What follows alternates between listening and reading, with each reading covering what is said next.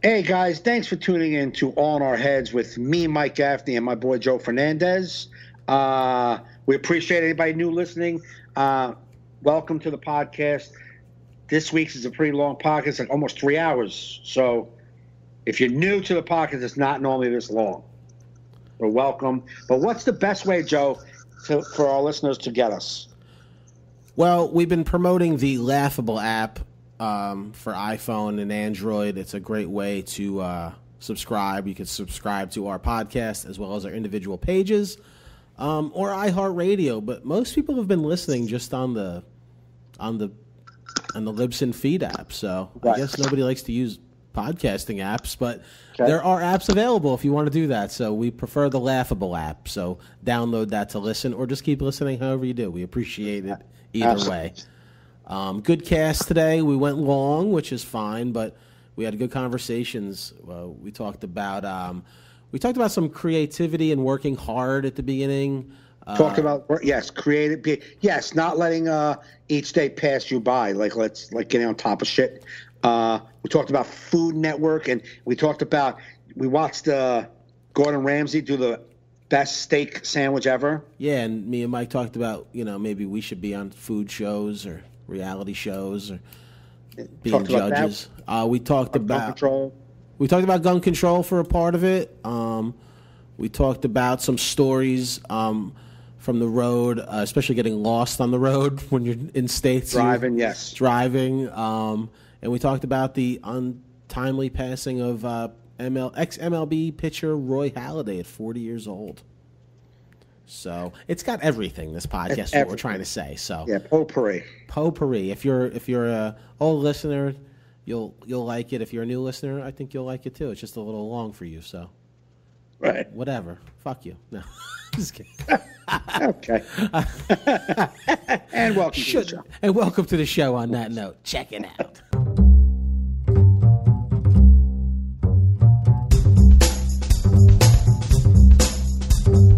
You're listening to All in Our Heads with Joe Fernandez and Mike Gaffney. Please enjoy the show.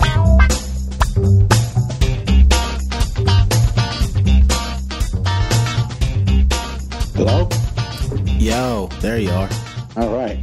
That's 2 weeks in a row. I had to restart the whole computer just for it to work. Yeah, computers do that sometimes. Every time, apparently. Got to restart to... Have you updated your operating system? Kept that up to date? Security stuff? No, I didn't, Apple Tech. Saying. Sometimes shit like that. Did you say update my security stuff? Well, sometimes there's like security updates that come with little patches and shit and fucking, make it run smoother. Little bug fixes that that apparently you have. Apparently. Bugs. It's time to get a new computer right now. Really? How old is that computer? I would say this has got to be 4 years now. What's that, iPad? iMac? The Mac Air? Mac Air, yeah. Yeah, 4 or 5 years is about pretty, if you use a computer regularly, is about its lifespan. Yeah. I mean, I use it futzing around regularly. I don't do anything extremely productive on it. Yeah, you probably do some productive futzing. I don't even know if that's a thing. I don't know, but apparently you're burning out computers pretty fast. I stopped paying for the protection thing last year. Yeah, I think it's only good for like 3 years. Yeah, I paid for it like 2-3 years, and it came up last year when I was hurting. It was like 80, whatever it was, $89. I'm like, I'm not doing it. So, yeah. Maybe something infiltrated since then. Yeah, I want to buy a Mac laptop, but there's just so much money. It's hard for me to put that money out. Yeah, I know. But then, like a PC that's like half the money sucks a dick. Oh, so, 6 days you can get something out of it. Yeah, so I don't know. I may have to bite the bullet because I want a laptop because I just don't get a lot of work done at home. Like if I have a definite project I'm working on my big Mac machine at home, I could sit down and do it. But if I'm like need to be creative and like sit and write something in my house, I don't get work done because there's just so many places to nap.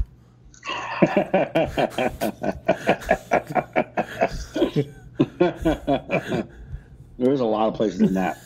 So you feel weird when you nap in a diner. If nobody bothers you, But yeah, it's hard falling asleep. Yeah.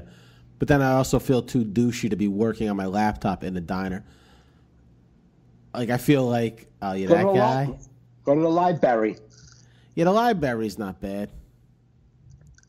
I mean, that's what someone suggested to me a couple of years ago. Just like, take yourself to the library. I don't want to say Yeah, we're doing it on purpose, people. I don't think we're that dumb. But I actually got caught up and said it the wrong way. But people suggested go to the library and sit down. It gives you like from 12 o'clock to 3 o'clock, I'm going to be at the library working out. Yeah. It's just make it a thing. When I was in college, I used to go do my work at the library, even if I didn't need the library, because it feels like a place to work. Right. If I was in my apartment, I wasn't writing that paper. Right. I wasn't doing, you know what I mean? Dude, I can't get anything I want to get done if I sit down where I'm sitting right now. No. I mean, my television's right here. My television's 3.5 feet away from me. I hear you. My bed I'm touching my bed right now. I just touched my bed. So it's like everything's right here. Like as soon as I sit down, I'm like, ah. Yeah. But no. What are you going to do? Not be productive. That's what I'm going to do. Not be productive, I think. We're winding into the tail end of our productivity. We're like, we don't need to be creative anymore. We're just tired and old. You know what? I'm trying to ramp up my wanting to be creative because I don't want to go out like this. I hear but you. It's harder now. It's, you know what it is? I think I've read a lot of biographies on like creative people. There definitely comes an age because like when you're new to something, you're very like, yo, there's like, this is great. Like the littlest of things feel like big things. Right. And then as you do something for a long time, you're like, man. Right. You know what I mean? It's almost like I've had comedians tell me, man, I look at your career and it's just like something I want. I'm like, wow, dude, you are so new. Did you just start yesterday? And you need to start friending other people on Facebook. Yeah. I really respect what you do. Wow, man. You're not hanging around the right people. And the thing is like, simply put, I enjoy making people laugh. I like saying something new that's funny, getting a laugh out of it. I like being as creative as I can be. I mean, like, I got to know, do I have limitations? Probably. Just got to, be, I just want to enjoy who I am. But what I'm realizing is that maybe a lot to do with my father passing. And like, I'm glad that it's like sticking right now because it's not fading fast. Yeah. I don't want to go out like I am. Like, right. Like, this isn't how I want to be. Like, all right, well, it was fun, but fuck you. You know what I'm saying? Like, and every single day on earth, I should be doing my best to be where I want to be. Yeah. You know what I'm saying? And I'm not saying, obsess over. I'm talking about do my very best to be a better person, to be better at things, to be better a friend, to be a better dad, to be a better son, to be a better comic, to be a better writer, to be a better actor. Every day. Every day. Why am I not taking that opportunity? Because I'll tell you right now, I'm 48 years old, and for a big chunk of that 48 years, not the whole thing, but a lot of it, I just, went day by day, cruising along. You know what I'm saying? Like, just cruising. And I wasted a lot of time over the last 48 years of my life not being productive. You know what I'm saying? It's like, and there's people right now who would give anything for one more day on top of the ground to do what they can do. Right. You know what I'm saying? I was just thinking about my father. Like my father, he would, if he was given the opportunity to come back, I'm sure he would want to come back and do a day over. Give me a day. Give me a day to do everything I love to do. Yeah, a healthy day back. Yeah, nice. Yeah. In your prime day back. He doesn't want that day back, but give me one day in the mid-'90s when he was in politics, working, just all about life, doing gardening, like in the grass, cutting, you know what I mean? Just stuff. Give him that day, he would take, I mean, you know, in that day we've all had those days where we could be that, and we don't. Yeah, that's the thing. It's like, do you fill your day, like what are you filling your days with? Are you just constantly striving for, like, career movement and business, right? And or you like some days I feel guilty, like, well, I'll just take a couple of days where I'll literally do nothing, like, career wise. Like, I literally will wake up, have coffee, go in the woods with the dog, not even with a time limit, just like when we're done. Right. Come home, be like, just fucking putts on the couch. But it's just what I want to do. So is it an unproductive day? But I had a great day. And I'm like sitting there sometimes and I get guilty for it because I'm like, I should be striving for more. But then I'm like, but what the fuck is life? Like, am I supposed to just grind and grind and grind? Honestly, though, if you're old enough and you've been through enough to know what is different. Listen, I've worked, I mean, this day job, I worked 50 hours last week, right, for the day job. And I had our show on Friday, a show on Saturday. I had Kirk every 2 minutes. Hey, I don't know what's up. I'm coming in Wednesday. I worked 50 hours, and I had Kirk calling me 3 times. I had the girl running the thing, call me a couple times. It was overwhelmed. I'm at work trying to get out of there by 9 o'clock, and I got people calling me. Yeah. And then I had to go to the city, and then I had to go to a gig on Saturday. I was wiped the fuck out. Yeah. By Saturday night, I was like, good God almighty. Right. I'm done. Just give me a second, please. And so Sunday, I wasn't feeling well. So I had a mass for my father, which I found out Saturday midnight. I thought Sunday I was going to be just chilling, go get some lunch and come back home. Uh-huh. So I had a mass for my father at 12 to 1:20. I already made plans to go to lunch. So I drove down to Jose's and ate down there till about 4:30, 5 o'clock. Came home, and I was like, I'm not going to the state tonight. I'm just staying home. I'm staying home. Yeah. And I felt justified in my relaxing. I didn't watch any shows. I just watched.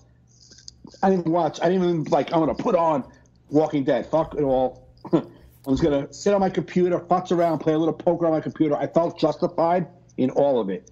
So there's days that I know I'm just relaxing. I feel like relaxing. And then there's days I know that I'm just not doing anything. Yeah, no, yeah, I can tell the difference when I'm... And those days I'm not doing anything, it's like I have done that enough already. And I've not worked smart for many years. I've not been productive. I've been doing stuff, but not productively for years. Like I know I can be a better person all around, and I just don't want to lay around and watch my days go away. I hear you. You know? I've never been more cognizant of my days until, like, past couple of years. Yeah. Where it's like, no, it's wrapping up, man. It's wrapping up. It's wrapping up, and I get that. It's wrapping up, and I want to go out on my terms. I want to fucking do. I don't want to wait until it wraps up. I want to be like, fuck it. I'm just going to run full force until it wraps up.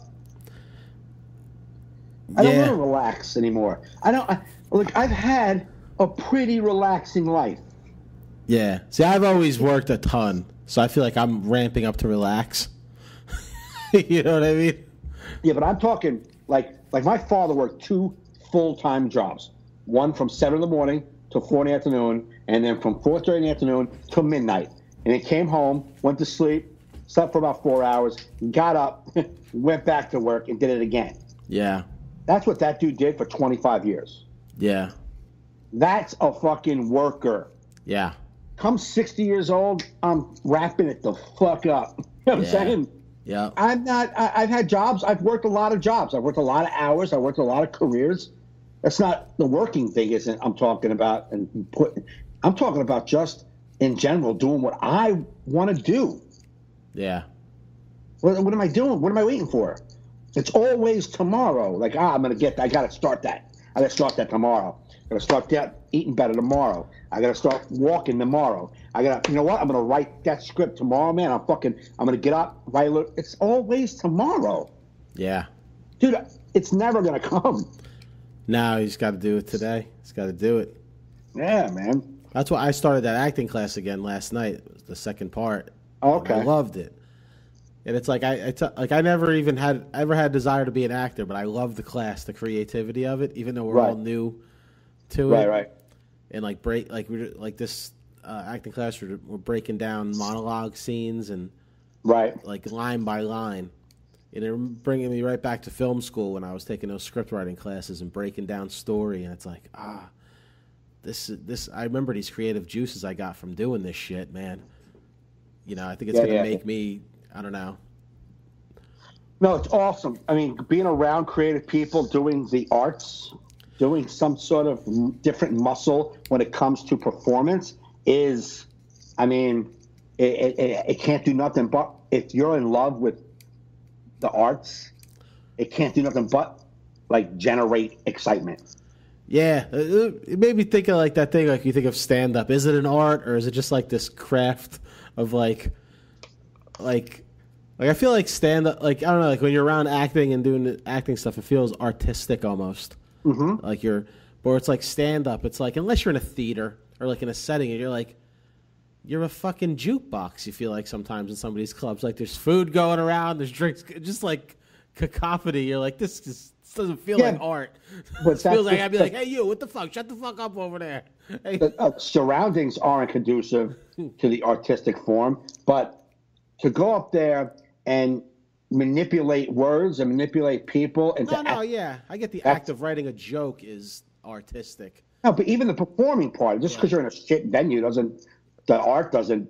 I mean, there's guys who paint, who are artists, who their art is on the back of a fucking wall in an alleyway. You know what I'm saying? I'm just saying it doesn't feel like it. It moments. No, it doesn't. Like there was a big article in the New York Post about how people are ruining Broadway plays this week. There was a whole big article how people, because now they're starting to sell wine by the bottle chilled in like a fucking container, so you can hear ice moving around. Right. Like people are eating candy wrappers, they hear crinkling, and these actors are stopping it, being like, "Will you shut the fuck up?" And it says in the article, just like in stand-up, it's like when you got to tell them to shut up, it takes away the whole illusion you've built up. You've built this whole scene, this whole character. And now because these fucking well, just so you know, Broadway, that's what we've been dealing with forever, because all that matters in a comedy club is they sell drinks, booze, and food. And now, since Broadway probably isn't killing it like it used to do 30 years ago, the only way they're going to make any money for you to make a living is to sell booze and food. It's so weird, though, because even that French comedian, Seinfeld of France, that Gad. Yep. He said, he's like, yeah, it took a while to get used to American comedy. I've never performed places where people are eating. Right. Like, they don't eat at clubs in other countries. Like, they eat before they go to the club. Right.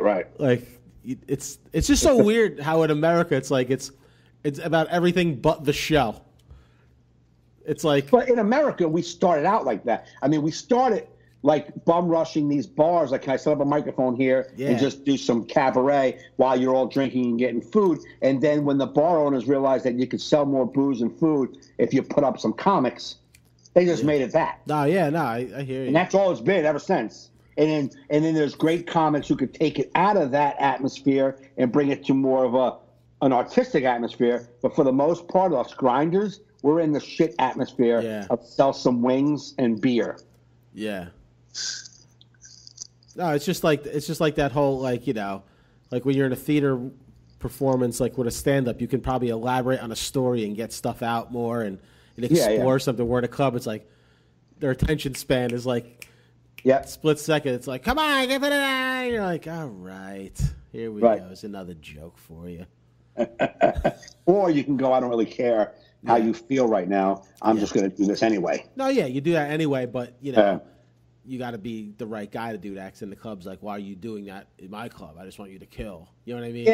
Yeah, you find those but you find the moments that you got to do, the places you can do that, right? I did twice. In the past 2 weeks, I've had people taping me when I'm up there, and it's very odd. Right. The first time was a fucking woman fucking with her light on her phone, tilted up at the fucking stage the whole time. And I'm like, why are you taping this? She's like, oh, I want to show my friend. Don't. I'm like, why? And then this weekend at Comedy Cove, a woman has an iPad up. Oh, my God. My whole set, I go, are you taping me? She goes, yes. So I'm like, why? Why are you taping somebody nobody's ever heard of? Like, and that made the crowd laugh. I'm like, oh, let's get a video here. You want to see this guy nobody knows who he is? She's like, no, I wanted to show people you. I was like, I don't want you to. And then they had to come and tell her to put it down, but it was just so odd, man. Doesn't he make an announcement prior? No videotaping? Yeah. But she's like, they mean with a camera, not with an iPad. They don't care. I know. They don't care. Speaking of comedy, I just to stay on this topic for a second. I was listening to this. I called you yesterday. I guess you were in acting class. I was listening to a commercial came on about the New York Comedy Festival. And Rod White, it was like on the news. It was like on 1010 Wins. It was almost like a commercial / news report. Starting this week, the New York Comedy Festival, and Ron White, will be there, and he explains, to his fans why not to come see him or something like that. And he's like, yeah, man, if you see me in the last 6 months to a year, go see somebody else. You don't got to come see me. And I just started laughing. Like, even Ron White is fucking worried about people seeing the same jokes. Yeah. He's like, go see somebody else at the festival. Why would you want to come see me? Go see somebody else. I'm like, even Ron White, he's doing a radio show right now, promoting his show in like probably the fucking Lincoln Center. He's all like, man, if you see me, man, come on. I don't got new stuff. I don't want to look at you. Like, yeah. Still back of his head. Yeah, because that's the benefit musicians get that comics don't get. It's like people want to hear those songs hundreds, thousands of times. Yep. But not comedy. Not comedy. But no, I'm really digging the acting class though. I have to be off next week, so I'll be in Florida, so I'll be behind a little bit. But they're going to send me some monologue work I have to do, which makes me nervous because I never did shit like that before. Yeah. But, good. That's good. Nervous is good. Yeah. Well, I had to improv a scene last night, which went really well. Okay. Where I had to be a person had to rush into a hospital because my daughter got brought in. Okay. But I don't know where she's at. Where she's at. But all I know is that she is supposed to be. She needs me to be near her. She's always scared. Right. But the person at the desk, I fit the description of some mob boss that's like out. Like I'm dangerous, so they can't let me through. So I have to convince her. Oh, okay. To let me through, and it went really well. That's good. Because I kept upping the stakes. I didn't keep. That's what the teacher said. I didn't keep trying the same thing over and over again. Right. You kept trying different things. Yeah. To the point where I was just gonna, and the girl did really well too. It was really cool. That's good. Yeah. Same people. No, because I took my first class in the beginning of the summer. You took off, and then it didn't fit my schedule to move on with them. Right. So now I'm with people who were just all in a class together the past month. Oh, okay. So I'm like the new guy. Okay. And the first fucking thing we had to do was like this game where we had to someone like brings you an imaginary object. So you just gotta do it with your hands to show what the object is, whether it's a ball or. Okay. You got to bring it to someone and say, "Here, Steve, this is." So you have to say their name out loud, and then each person can only get 3 items. You got to go to a different person. So everybody knows everybody's name but me. I'm the new guy, and my name's Joe. That's so easy to remember. Yeah. and I'm just like. But they're all meeting one new guy. You're meeting 10 new guys. Exactly. 12. There was 12 new people, and I'm just like, ah. And then there was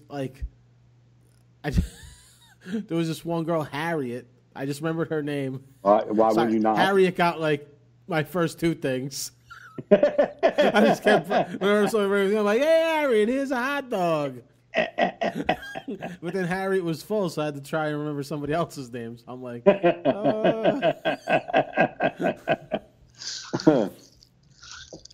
my god. That's good though, man. The same teacher, which I like too. Okay. So it's not like I'm trying to meet somebody new. Mm-hmm. You know. So. How many weeks? 6 weeks. Once a week. One night a week from 7:30 to 10. On Mondays. That's good. Yeah, trying something new. I think it'll help my writing. Like, it made me like think about script writing again because I forgot about breaking down scenes and like purposes of scenes and motivations and obstacles and all these things you just don't think about when you're writing stand-up. Stand-up, you're just like, I think this is funny. Yeah. Let's see if somebody else does. That's the only obstacle. It's the only obstacle. Hey, what do you think of this thing I thought up the other day? All right, cool. Okay. I'm going to say it the same way for 4 years, then turn into something else. 4 people approved of it? All right, the same, stamped, frozen in time. That is it. I'm going to keep saying it this way till a friend adds a tag. Yeah. Or something magically comes out of me on stage one night 3 years from now in a bar because I'm bombing. It's the creative process. I've been forcing myself. I mean, like, because I'm not going in the city much during the week. It's just right now. It's this business, this job I have is too busy, and I just don't have any incentive to go into the city at night. I just don't. But since I'm not, and I mean, I've been lucky that my weekends have been okay. This weekend's slow, but actually, this weekend's not bad. I've been, when I'm on stage, whenever I'm performing, I am taking these 3 or 4 or 5 new ideas and I'm letting them breathe. And I'm taking my time with them and I'm figuring, and every time I'm on stage, something new about the idea develops. Well, that's good. Yeah, I'm just doing that. Like, I'm not rushing to the 5 punchlines that I know this joke has. Fuck the punchlines. Mm-hmm. I know they're there. If I can't find nothing else out of it, then I always have those 5 punchlines. You know what I'm saying? Right. But until I squeeze this fucking angle and hit every angle I want to in this, you know? Yeah. It's like, I do a joke about that show Chopped, and I used to do, there's like 3 or 4 different angles, and then I was on stage, I was like, I can't believe we watched that show Chopped. It's like, I could see us watching a show that people win because of their dancing or for their singing or for their acrobats or their sporting ability. But we're watching a show that people are winning based on food that we can't taste. But we're just watching 4 judges tell us they're good. Yeah. Like, I can see what you just put in your mouth. That shit don't look good at all. But I got to buy it because you wanted that guy to win. So we don't know what it tastes like. Yeah. Every meal they taste could taste like garbage. But we watch for an hour. Them tell us, I love what you did with the rocks in tree bark that you worked to this. Yeah, we're like, wow, he made it taste like filet mignon. He said, no, we didn't. They're dumb. Well, maybe there's people that like are really like into it that are watching like, dude, don't julienne the potatoes right now. Yeah, come on, man, you gotta cream them. I'm sure there's people with their input on what you could do with the rock and bark that you just pulled out of your basket. I'm just saying, when they whip it together, they threw some honey on it. I went and got some cayenne and a little bit of curry, and I do that in there. And the guys taste like, I really love how you melded the bark with the fucking grass. It tastes really good. I don't believe you. Tastes like fall. Yeah, I don't believe you at all. But how do we know? We're just watching a show, and you're judging them based on things that we can't tell at all. Like, there's not one thing that we can say as an audience member, like, yeah, but I don't, like, nothing. Yeah. Nothing. At least, like, when you watch, like, the Ink Masters, you could say, I don't really like that tattoo. I don't know why that guy won. You know what I'm saying? Right. Like, there's things like that you could put, like Cake Boss. You could see this beautiful cake and be like, I like that design. I could see why that won. Yeah. But Chopped is just a thing based on someone eating or taking a bite of food and going, yeah, this was amazing what you did with this. And you're like, now, how do we know you don't want you don't want to win? How do we know that you don't have a chef that you're all backing because he has this awesome burger joint in fucking San Diego that you all invested in? You know what I'm saying? And that you want him to get the publicity of the winner of Chopped. How do we know all of that? I think it just plays into people's fantasies of like a lot of people want to be chefs, but you're never gonna do it. But you watch people being chefs, and it makes you, it's like Dancing with the Stars. It's like nobody dance like that. And no, but you can at least when you watch, you can see dancing. Well, dancing's weird because they all looks great to me. I'm like, they look great. Exactly. It's like musicians, not singers, but musicians. If they put guitars with the stars, everybody. If you could play guitar, I'm like, you should be a rock star. I don't know how that, a rock star. Or what's that old joke about the Olympics, like with gymnastics? Like if they didn't fall, then I think they think 10. Yeah, exactly. It's like all you're watching at home is for the little like with the feet. I stuttered his feet. You get off the fucking leaderboard. You fucking stutter step there. You rank you. Oh my god! Can't do the parallel bars without stutter stepping when you come off the landing. Come on, it's all about the landing. So used to doing 5 flips if you're not going to fucking step right. Yeah, it's amazing how during the Olympics, the Summer Olympics or Winter Olympics, when I do gymnastics, how we all understand gymnastics. Yeah, or ice skating. If they don't fall, they're great. Amazing. Like if you were judging and nobody fell, you'd be like, holy shit. How many flips did the first guy do? Because that's how I got to measure it by. He got one more rotation than the other guy, he wins. Yeah. Nobody fell, so we can't judge on that. Yeah. If 2 of you would have fell, I could have just picked that guy easy. See, that would be fun for the Olympics. Let dummies like us judge it. Yeah. Because you'd have to really impress us because we're just like, you know what I mean? Yeah, we don't know this what goes into it. No, you could come and complain like did you not see his pirouette in the pallet shoe? I'm like, I don't even know what that is. But I saw that girl, she spun 12 times. You only spun 6. I don't know if you were paying attention. She was 12 times she spun. Yeah. She did the thing, and it got really tight. It looked cool. Yours didn't even look that cool. See the way she stepped on her toes across the ice to start? It was like, whoa. Yeah. and they did it to Meatloaf's "Anything for Love," and I kind of like that song. Yeah. And you did it to some kind of from Tchaikovsky. I don't even know how to say the guy's name. I wasn't impressed. Not impressed. Cooking shows. I do like cooking shows. It was remember that old Richard Jenny bit when he's like, I love cooking shows, but they don't make the ones that are for guys like me.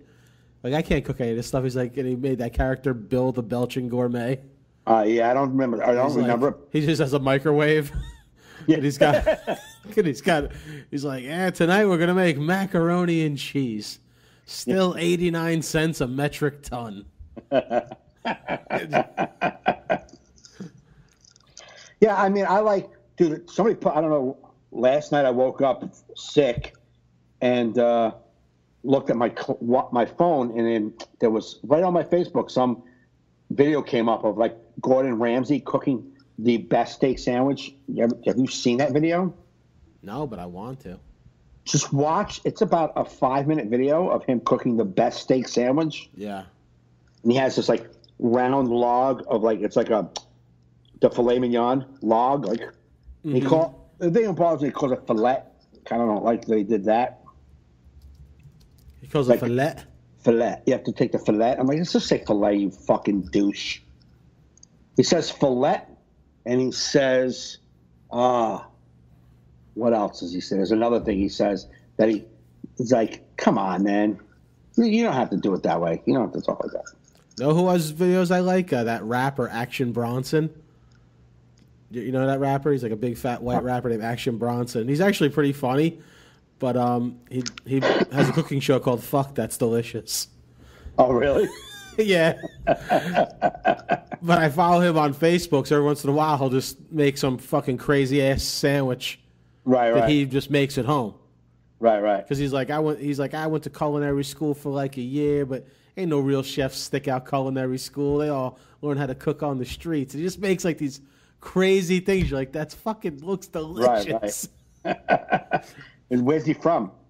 I don't know. Let me Google that shit. I heard him one time on Joe Rogan's. I never heard of him before. Oh, so maybe he's an LA-based guy. Action Bronson.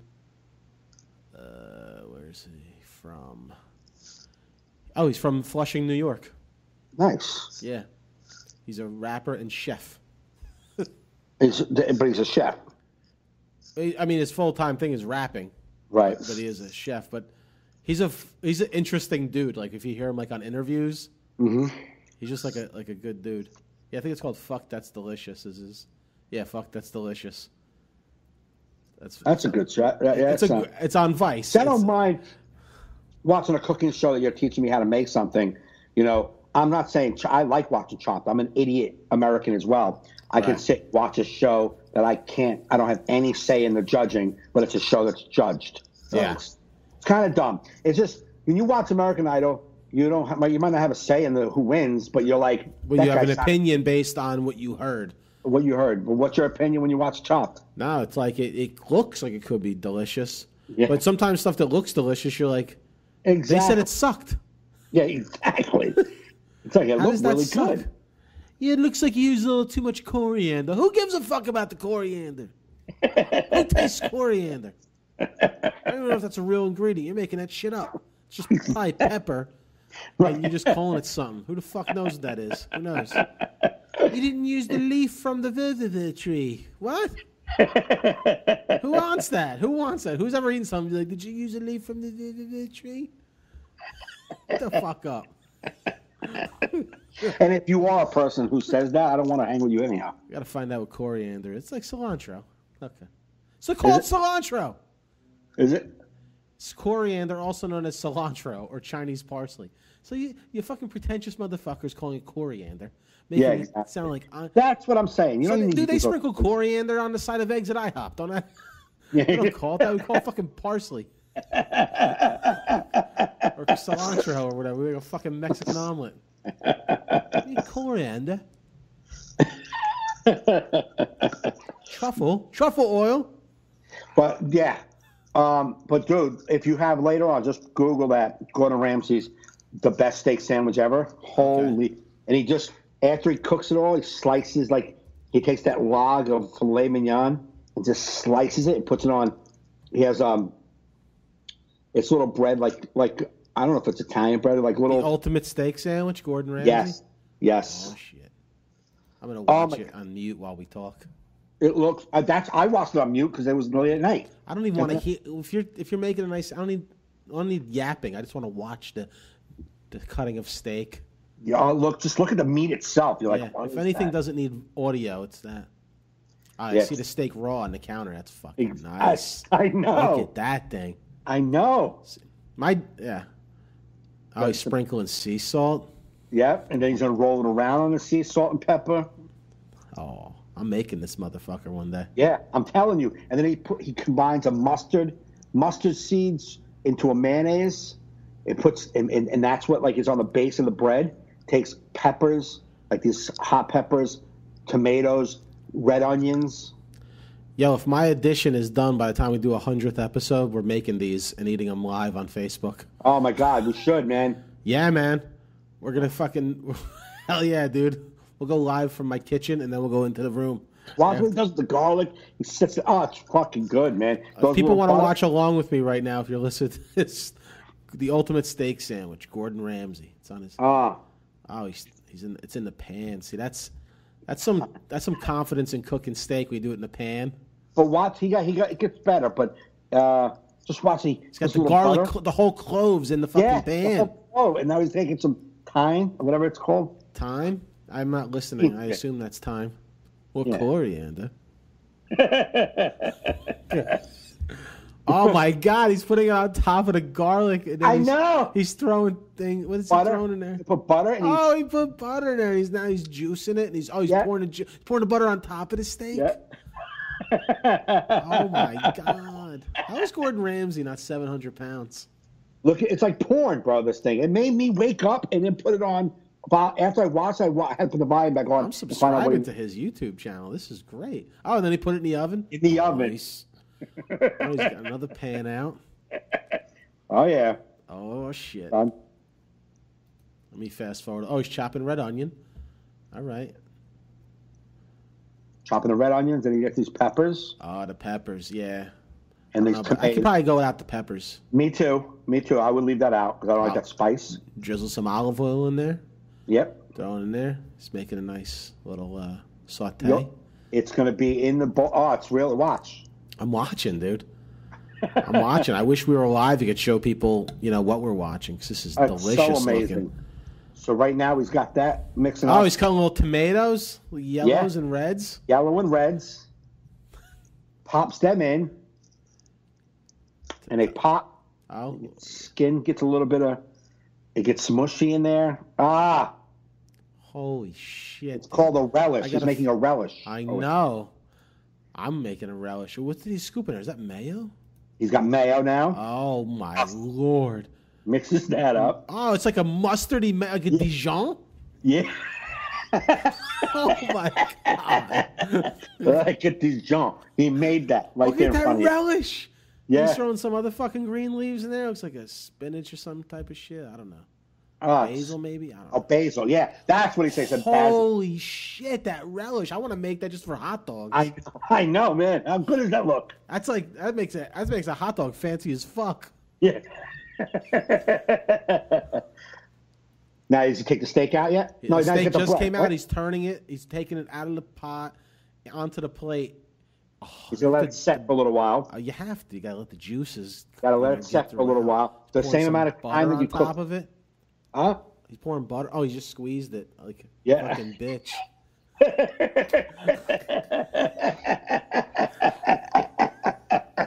Those little garlic nougats all on the outside of it, man, like stuck to it. Oh, and he's got the nice Italian bread, like right? Ciabatta bread. Ciabatta bread. Now he's gonna put that in the oven for a little bit. Drizzling fucking olive oil on that shit. Yep. Oh my god.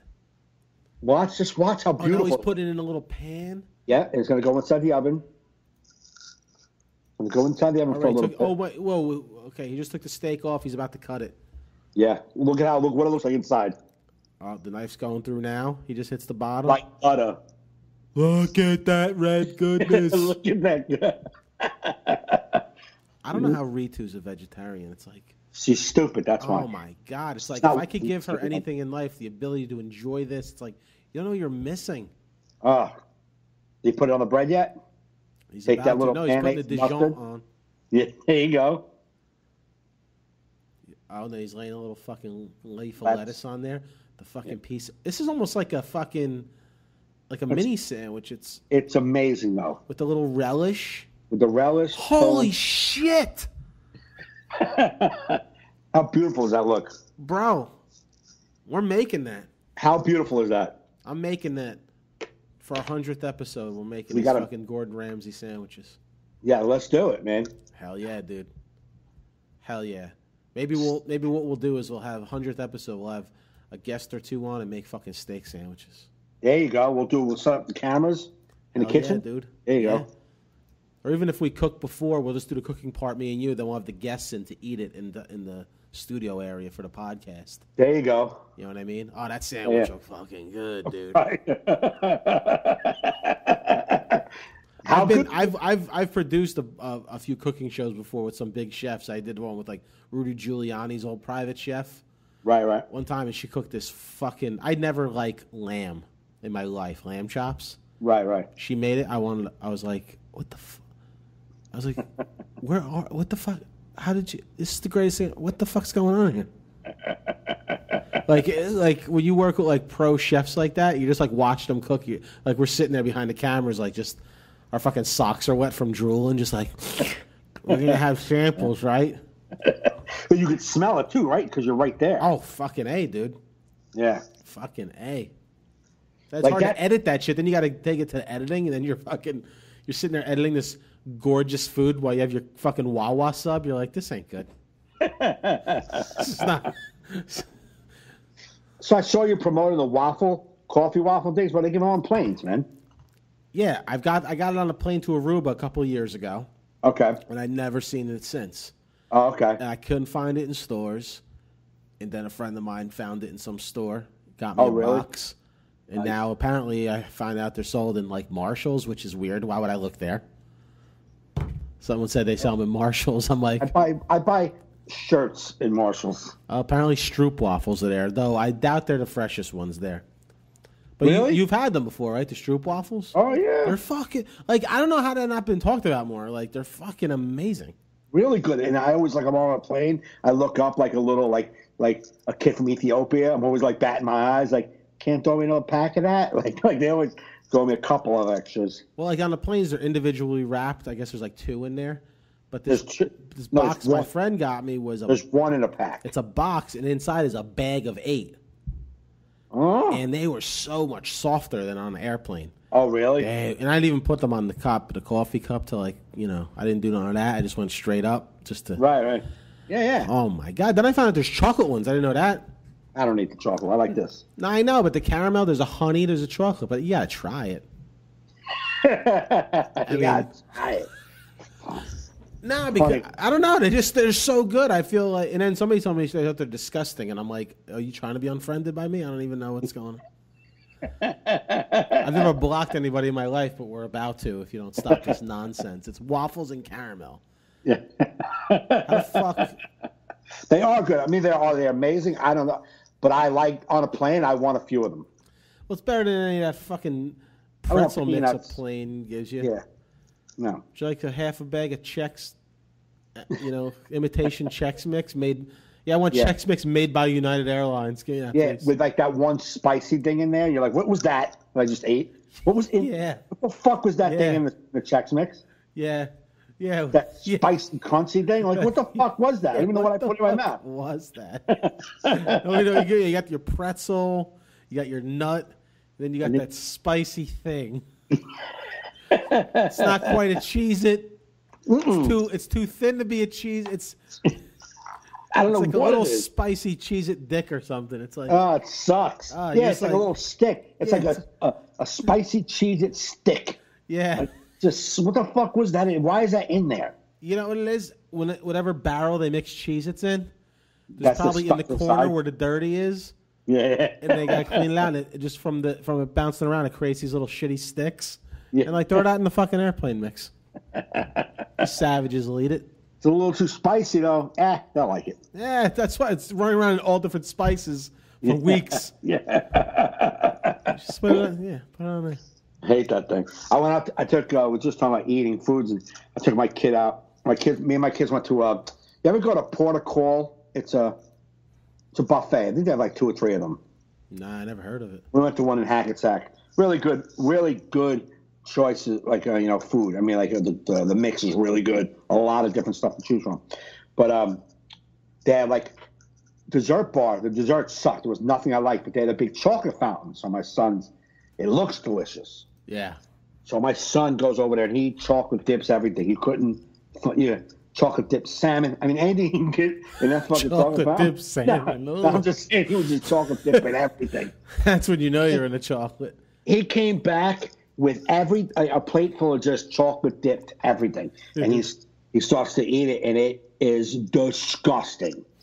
And he goes, and he had like a whole plate of just ruined desserts covered in chocolate, fruit, everything.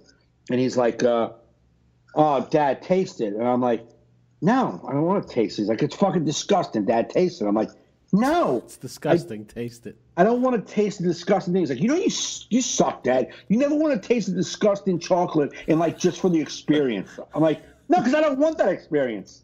I don't want the disgusting, shitty chocolate in my mouth for experience. He's like, you're not adventurous to taste something for experience. I'm like, I would be if you didn't say it sucked. Right. You already told me it's disgusting. You've had the experience. I don't need it. But I dipped it on my finger just to see what he was talking about, and it tasted like. Do you ever taste like that chocolate that you melt to cook in? Like that chocolatey fucking square. It's like not really. It's like dark chocolate made to cook with. Not really. Yeah, cooking chocolate. Cooking chocolate. It tastes like baking chocolate. That's what it tastes like. Baking chocolate. Yeah, it's just got no sugar in it. Yeah, you taste it. It tastes like baking chocolate. I was like, ugh. It was horrible. Yeah, today I went to fucking lunch with James. I'm to the Cheesecake Factory. Right. His sister Annie and another friend of theirs was there. Okay. So we eat, and James brought Annie home fudge from his vacation. Right. So it's just sitting on a table the whole time. So I'm like in the middle of telling a story at the end of our lunch, and Annie goes, "You want a piece?" I go, "Yeah." Like halfway through a sentence, and they all start laughing. Like Joe just stopped at diss tracks. Like, yes. So she's got all these cubes in there. So she opens it up, and I look in, and I just take one, and I just bite into it. And she was getting a knife ready to chop it in half to share with. I go, I didn't know we were doing that. I thought everybody else said no. She's like, so you just had it. It was you. I don't know. How many cubes were it? There was a lot of cubes in there, and it was small. Right. Dude, these weren't splittable cubes, but apparently she was under the impression they were. I don't know what type of weird religion she belongs to. But when you offer a savage, yeah. These weren't splittable cubes. I was just, it was like halfway through our out. She goes, "Oh, I thought we were going to cut that in half." I'm like, "Oh, I thought we're all normal here. I thought we all eat like adults." But James not having none. Your friend's not having none. Yeah, the whole pot. Yeah, the whole thing. She goes, well, you did me a favor. It's less calories for me later. I'm like, well, I can help you out some more if you need. I don't buy fudge a lot. I love fudge. I only seem to get fudge when I'm on vacation. Yeah, absolutely. Like you buy it, it's in the fridge at the hotel. Then you wake up at 3 a.m. with a little knife. You just sat. It's like you've never had fudge. No matter where you go, it's like, you want some West Virginia fudge, hon? It's West Virginia fudge. Like, it's fucking fudge. That's being, yeah. You just got sold on it. Yeah. That's me and Carrie. We're on vacation. We'll be like laying in bed. I'll be like, I can't sleep. She's like, me neither. She's like, you want to go eat the fudge? I'm like, I fucking love you. Yes, I do want to eat the fudge. Get up at 3 in the morning and eat fudge. My favorite fudge is the milk chocolate with the peanut butter fudge on top of it when they're like a sandwich. Yeah. You like that? I like straight up plain flavored fudge, like a nice chocolate hunk or vanilla hunk or a peanut butter hunk. Like sometimes I just like it. Right. I'd say even how like my cheesecakes, like sometimes they get too much with the swirling of cheesecakes and flavors. It's like either layer and proportion it or give me the straight up thing. We should have a cooking show. Should we? Where we don't know how to talk about cooking at all.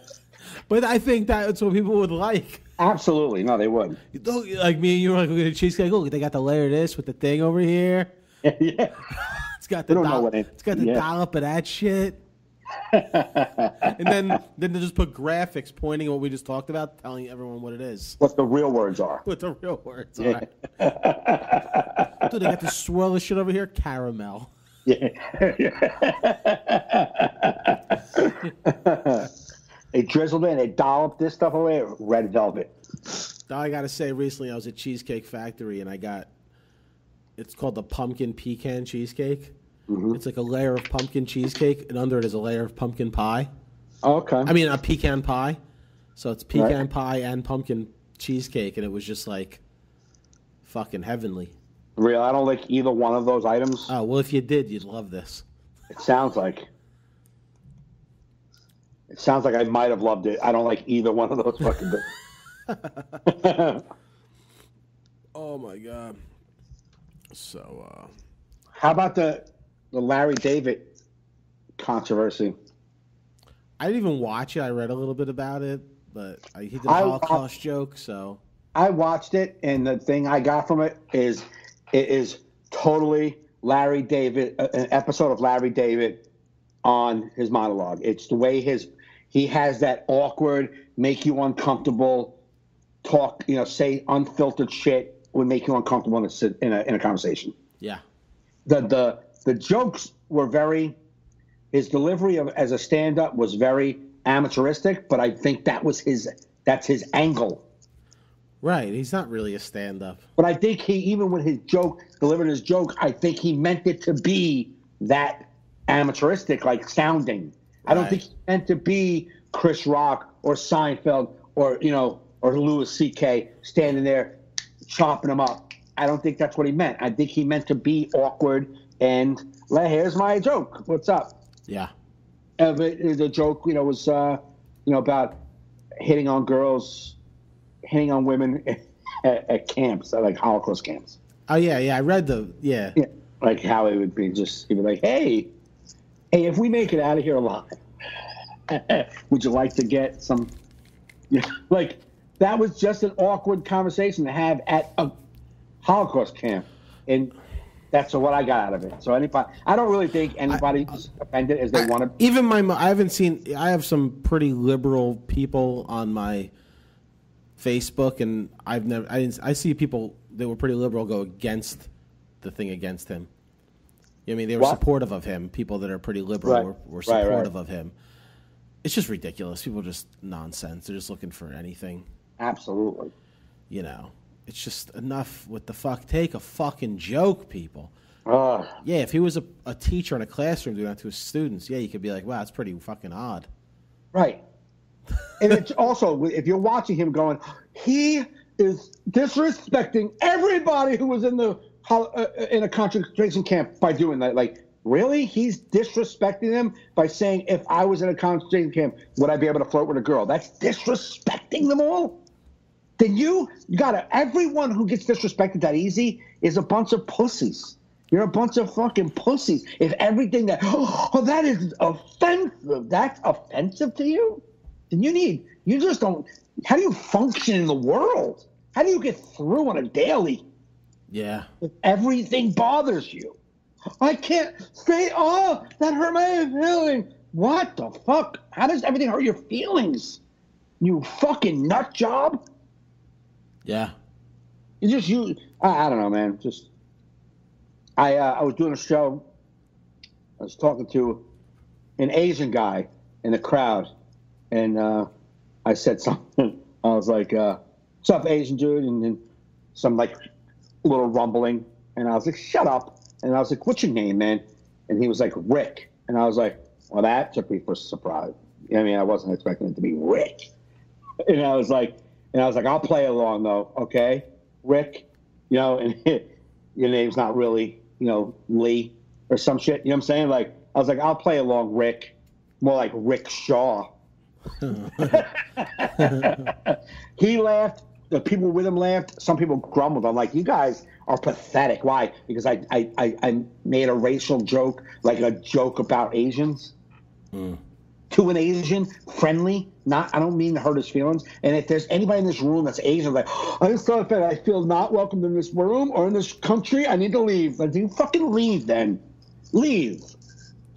If me calling him Rick Shaw makes you not feel welcome anymore, then you were on the borderline of mental problems to begin with.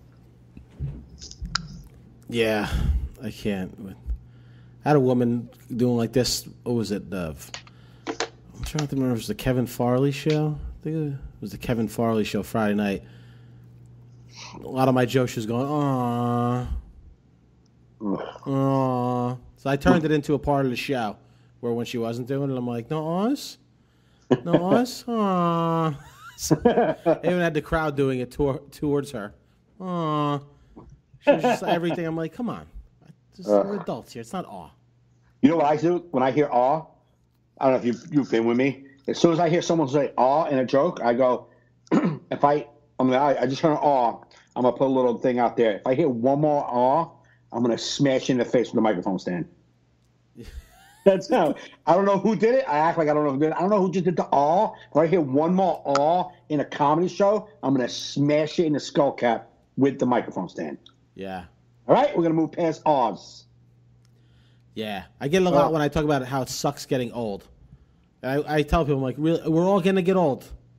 Right. So don't, this is going to happen to all of us. It's like, I just want to smack you. I want to just like battle ram fucking the whole room. Shut the fuck up. Fucking, are you kidding me? Old people are off limits now? You fucking. It sucks. Yeah, it sucks. It sucks, but I mean, like, I don't really care. I don't give a fuck. No, I don't care no more. It's not easy. Listen, man, I'm grateful that I'm at a place, and I've been at this place for a long time, that the audience, not for a long time, but for at least 4 years, I would say, that the audience does not dictate how the night goes for me at all. Oh, no, I don't do that. I'll do what I'm going to do. And I don't let them. The only thing I will let the audience dictate is, on a whole, the whole audience, is the energy that I give, or like, you know, if they're like a laid back crowd, I'll kind of adjust a little bit, you know, because you can't be over the top to a crowd that's kind of laid back. Got to come down a little bit and meet them eye to eye. But I'm not like, oh, they don't seem to be having fun. I can't have no fun now. Fuck that. Oh, no, I don't do that. No. Yeah. No. Not anymore, man. They don't. No, I kind of like, it's like, fine, if you want, I just call them out. I'll be like, fine, if you want to, this is what I do. So if you want to be like that, that's on you. Right. Basically, you could, you know, take this for what they are, jokes, or if you want to, they're all bothered. I don't give a fuck. Right. I honestly don't give a fuck. Right. You know what I mean? I told the audience a few weeks ago they sucked. I go, you guys suck. You guys suck. I do these jokes every weekend. It's you. I go, it's you. I go, there's 12 people here that like these jokes, so the rest of you suck dick. Yeah. That's you should be able to say that. And the thing they is, liked it though. They laughed at that. They're like, we are sucking. We do suck. And then there's clubs that, like, of course, when you're in a club for the first time, you got to kind of like walk on eggshells, so you don't want to. But I think any club owner sees a guy doing well and is confident enough to call the crowd out and go, "Listen, you guys blow." And the club owner can see that you're doing well, and you're confident enough to say "fuck you" to the crowd. You're coming back again. Exactly. Yeah, it's the guy. In a club, you can do that. But if it's a guy that's like, "You fuck too smart, dumb for me." Joke went over your head. Liberal crowd. Like, oh, good Lord. That guy, you're just bitching him on because nothing's working for you. No, the thing I do, I was telling KP the other day, the thing I do is, like, when it's going weird, like I did that one night, I find the people that are liking me, and I talk over what I'm doing. I'm like, yeah. Like, I talk about them. Like, what am I talking about? I'm talking about my grandma's toe and these fucking people. Do you believe they're fucking... So I talk about the shitty people with the good people. Right. And it almost brings the shitty people back around. Like, we are being fucking cunts. Yeah. Because I'm obviously having a conversation with someone who's enjoying what I'm doing. Right. Adult, and we're realizing we're breaking it down now. How this isn't offensive and you suck. Listen, man, do you think, since we're not live, we can pause? I just got to go to the bathroom for like 5 minutes? Yeah. I don't want to end. So I don't think we're...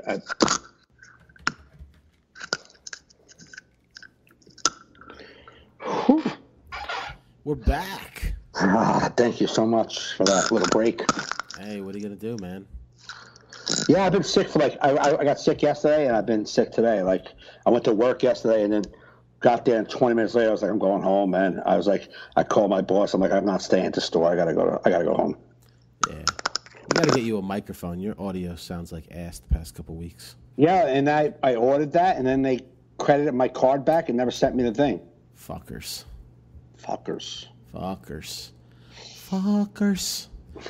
Yo, what's up, fuckers? Did you see the UFC this weekend? I did, man. The Periscope Live, man. Isn't that great, dude? Awesome. Hell yeah. I've watched a few UFCs on Periscope. Oh, it's the way to go. I just turned the volume down because I can't hear this guy's yapping. It's like, shut up. Yeah, but the one I got, they weren't really talking, man. They were, like, smart. When it came to during the fight, they shut up. Yeah. Fucking 3 championship belts. Just swapped. Yeah, it was awesome. I mean, what's his name? Pierre looked gassed into the second round. If he didn't choke him out, he would have been fucked because he had no stamina. Yeah. For sure. That girl I've never seen before, she was awesome, and I like her personality. Rose? Yeah. Yeah, it was the first time I've seen her I've seen the other broad before. I liked her too, but I like this girl. Yeah, but it's like it's tough to... You know what, man? It's tough to get a championship. It's tougher to defend the championship. I mean, the other girl defended it a few times. Yeah, 3, I think. 3 times. So she's legit. She'll be back. I think she got too cocky. I don't know. Who knows? She got knocked the fuck out, man. Yeah, I know. It's like... But they were talking about Rose, how, like, just calm and cool. It's the people that were calm and cool collected, not the yappers, all won. Yep. Because T.J. Dillashaw said that he learned that from when he lost the belt to Dominic Cruz. He was too emotional. He wanted to kick his ass so much. Right. I think that's what happened to Cody Garbrandt. He was just so amped up I was saying that to my stepson, Nick. I'm like, because I like both of them, Cody Garbrandt and TJ Dillashaw. Right. Like the beef. Like I learned. I've only been really into UFC for about a year now. Right. And I watched the Ultimate Fighter with those two, so I heard the whole story of why he hates TJ Dillashaw. Right. But I like both of them. So to me, it was like whoever won was like cool. Right. And, I like. I mean, I'm not a huge. Dillashaw's got such an attitude. I don't like the other dude. Garbrandt? Yeah, I don't like him at all. So Dillashaw, although it turns me off, like when he fought Dominic Cruz, I wanted Dominic Cruz. I like Dominic Cruz. Yeah. But are you tapping something again? Your shit keeps tapping. There you go. It's gone. It's that earpiece again. You fucking with it. I won't play it. But this one, I wanted Dillashaw to win. Yeah, Garbrandt he just fucking. And Bisping, he's such a shit talker too, man. Is your thing dangling or something? I hear it every time you move. Just put them both in your ear. Fucking child. Oh, that's how I had it. I forgot how. Yeah, because the microphone's on that side, so when you on the side you just hung on your ear. Yeah. So now we can hear you clear. You like. Yeah, that's what it was. Okay, all right. Now we fixed it. Oh my god. This is the guy who fixes tech in stores. Yo, 50-hour-a-week guy. Can't keep an earbud in his ear. Fucking. I like the way Cody Garbrandt got fucked up because of his big mouth. It's almost like.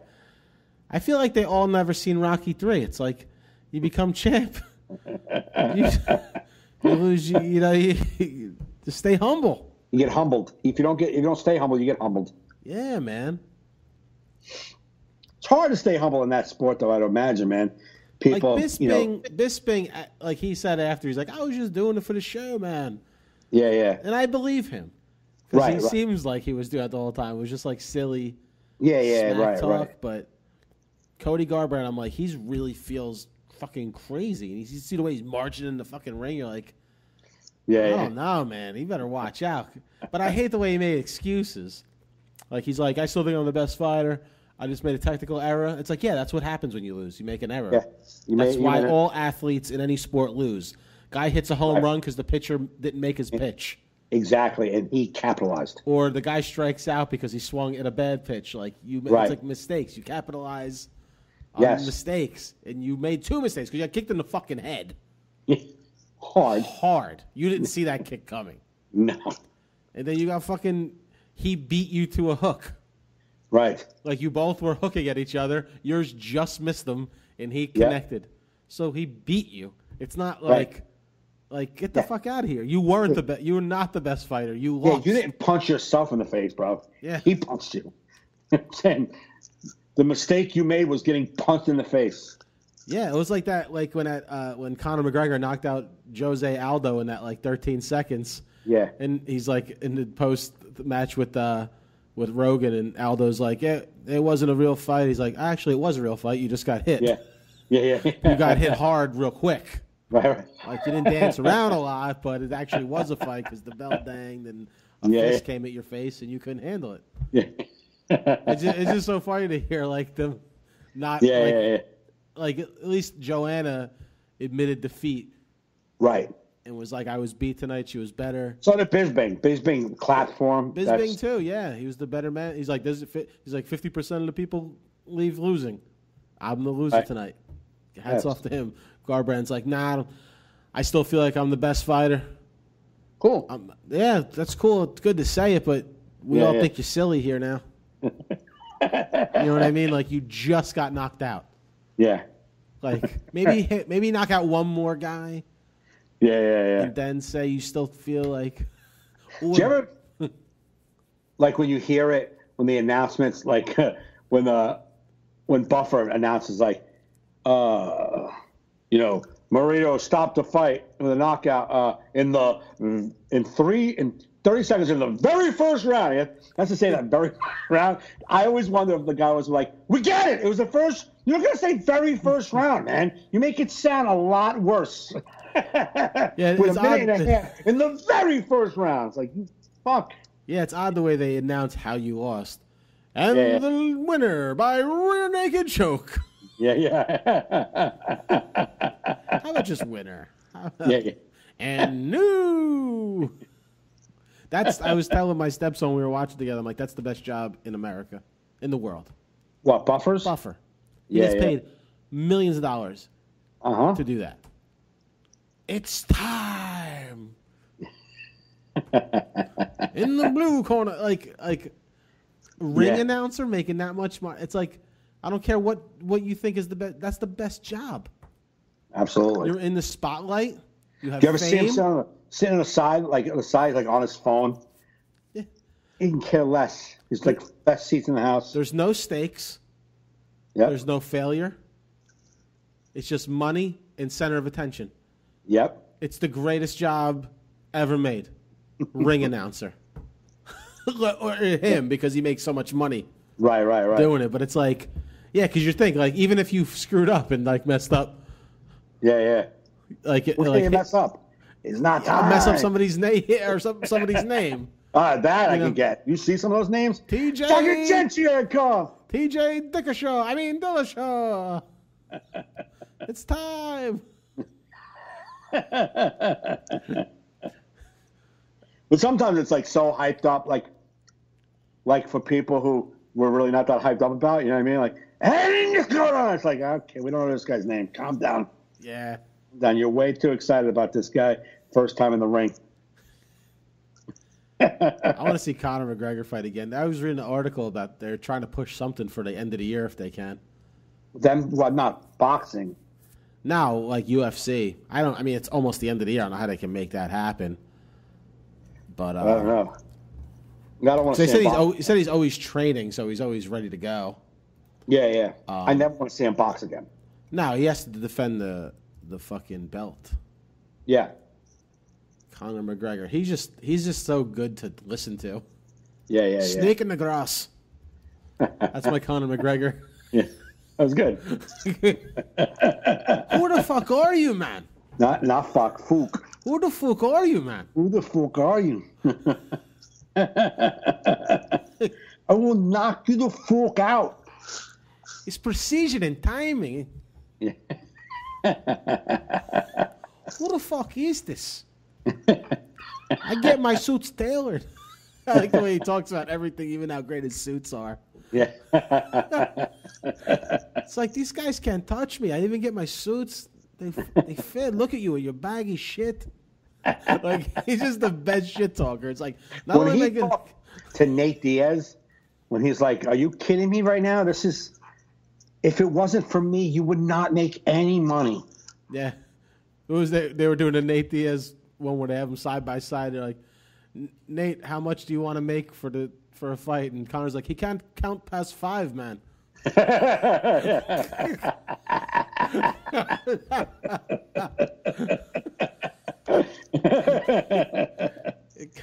That's the one thing about those guys, Nate and Nick, man. They are just like, I feel like if there was no such thing of UFC, they would just still be fighting in the street somewhere. Yeah. They just fight, man. They're just fighters. I never saw Nick. I mean, I can go look at Nick Diaz They're just fight. brawlers, man. I They're got just into fighters. it later. Yeah. They just fight. They don't give a fuck. I like that new fucking beast dude, that Justin Gaethje. He's fighting in the next pay-per-view. I saw him fight twice already. That dude just fucking just comes. His defense is offense. He just keeps moving forward and just punch him in the face, and he just doesn't fall down. You're like, I want to watch this guy fight every day. He looks like he's getting the shit beat out of him, and he lets the guy tire him out while he gets the shit beat out of him. Right. And then he just beats the shit out of him. Yeah. I'm like, how do you not want to watch it? Right. They said he could fucking fight Conor McGregor one day if he keeps winning. But I was what's his weight? I forget. Middleweight? I don't know. I'm very confused with UFC because I feel like everybody fights all types of weights. Yeah. Belts. There's no like Like, yeah, it's confusing, especially if you don't follow it from the beginning. Like, we have no idea what, Like, T.J. Dillashaw he just won the belt, but he wants to go fight for another belt against fucking some dude named Mighty Mouse. I'm learning all about these new guys. Mighty Mouse is awesome, but then he would have to go down in weight. Yeah, that's what he wants to do. He wants to go down in weight to fight him. Yeah, Johnson. That dude is a tough little motherfucker, man. That guy he won't go away. You're going to make it 10 rounds. It just keeps coming. Yeah. The little fucking Mighty Mouse, man. He's just fucking, like, fucking, yeah. And he does it when he wins, he does that, like, one-hand spin after he beats you. I've never seen him fight. I'm still kind of new to this, so I just looked him up and saw how weird his head is. That's what you came up with? Well, I mean, I didn't watch him fight, but he does have a weird fucking head. Yeah, all right. All right, man, it's good. Dude, I bring all types of in-depth analysis. I'm not talking about what everybody else is. That is some good in-depth analysis of that guy. I don't know how he fights, but he's got a weird head. Everybody's like, what? Okay. That's why they should have a separate feed for us announcing it. We talk about these things nobody else is. Right. The weird UFC feed. Look at that guy's head. The weird Food Network. Like, it was just, we're like all left to the center of what everybody wants to hear. And it's like, a cooking show. What are they talking about? The pot. Why is he talking about the pot? And he's like, isn't that a say to pot? That's not the way you say to pan. I would like to do a cooking show. It would be funny, like a funny mock thing. Uh-huh. Me and you talk about how we're going to make something, but we just, for 5 minutes, never get to making anything. Like, never happens. Yeah. Like, it's just us talking about, like, what we got to get. We have this pot, and, like, just all talking. Yeah. And at the end of the day, like, I ran out of time, but, like, nothing went in the pan. Not a fucking thing got mixed up. Nothing. Just two guys talking about going to cook, but we never get to cooking. Just never get to cooking. Cool work. Oh, excuse me. Fuck me. No. Oh, Valley Forge Casino, February 2nd. Nice. It's got Valley Forge. Where is that one? Then we do that together. That's the Soul Joel one. It is, right? Okay. Yeah. Oh, God. What do you got coming up this weekend? Anything? What else would you want to talk about? I'm going to Florida for fucking 8 days. I'm leaving on Friday morning. You and KP driving down with you? No. He was going to actually cancel on me, and I was like, what the fuck, man? And then I was like, dude, I'm going down there to do this gigs for you. Right. In Jacksonville. I could have just kept my one weekend. Right. I didn't want to go down for that long, but and then I finally convinced him to take the gigs. He was like, going to do gigs in Jersey. I'm like, why? He's like, I fucked up. I'm like, I bought airfare. I fucked up. You fucking better be going down there. So now he's coming down to do the gigs with me. He's doing one of them. So I'm going to Jacksonville by myself. And then we're doing St. Augustine Saturday together. And then he's coming back, and then I'm doing the rest of the gigs all week. But I'm regretting putting together such a run of shows. Are you? I don't know, man. I'm just hoping I'll be okay being away from home that long. What's the stretch of time? 8 days.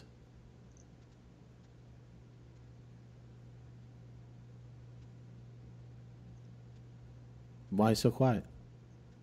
I thought you were going to be like 18 days. No, I'm doing 7 shows in 8 days. So it's not that long time for you to be away from home. No, I know. I just, it'll be fine. I'll be seeing a lot of family and old friends and stuff and doing shows every night. So, you going to see your grandmother? Oh, yeah, for sure. So you're going to be around your grandmother for a couple of days, eat some good food? No, it is. Like, if my wife was with me, I would feel less guilty, but, like, I'm leaving her to, like, take care of the dog and everything. It's just, like, shit she's got to do. It's like when you leave, you just leave, like, work. All right, I get it. You know what I mean? But, whatever. It's gonna be fun. She'll be fine. She's not gonna care. No, she doesn't care. And you're not gonna be gone. It's not like you do this every 3 weeks. You're gone for 8 days. No, I know. No, it'll be fun. But that's that. I'm doing that doing that. Leave early. Oh, the good thing is I got an early flight home this Sunday. I come back, so I'll be back in Jersey at 8 a.m. Right. Because I'm like, as I picked the earliest flight I can get. I'm like, I want to get the fuck home. Right. You know. But so it should be fun. I'm doing this place called the Hourglass Pub on Friday night in Jacksonville. It's a pretty cool room. Okay. Doug Stanhope just played there a few weeks ago. It's like a nice little small. It's like a bar coffee house, and it's got like an arcade in it, like an old school arcade. Right. I do this show called the After Dark Comedy Show. I'm doing there, and then Gypsy Comedy Club Saturday that I'm doing. I'm headlining a wine bar in Fort Lauderdale on Tuesday. Nice. I'm just doing like a guest set, a paid guest set on this one show I just got added onto in Coral Springs. Right. And then Cocoa Beach Thursday through Saturday. So okay. Hopefully I'll get some good tan. Get some good beach. Nice. Come back looking fucking nice. Like a bronze god. Like a bronze god, like a Teddy Graham. That's what when I first started dating Kerry, I had a trip to Cancun planned with my buddy. Right. So we were dating a couple weeks, and I go off to Cancun, and she picked me up at the airport, her and my buddy's girlfriend, because we both didn't have girlfriends when we booked the trip. Right. And then we both met these broads, but we met them, and it was too new to be like, you want to come? Right. You know what I mean? Mm-hmm. So we went, then they picked us up, and she's like, I've never seen somebody so golden brown. She goes, you look like a Teddy Graham coming off the plane. That's funny. That was back when I was dating her. She goes, she asked me, she goes, do you love me? And I was like, I'm going to Cancun. That's how you answered that? I'm like, I just was like, I didn't know what I was going to do when I'm away. So I can't be falling in love right now. I'm about to go on a trip. It's got to be on a list of shit not to say when a girl asks you. No, I didn't say it that way, but that's what was in my head. But I was just like, "Do you love me?" I'm going to Cancun, so I don't know if I want to say love, like love. But I'll bring you back like a towel or something. You want me to bring a shot glass? I told her I loved her when I got back. You like spoons? It's like the collector spoon. I mean, I love when you come over. You like that? Love.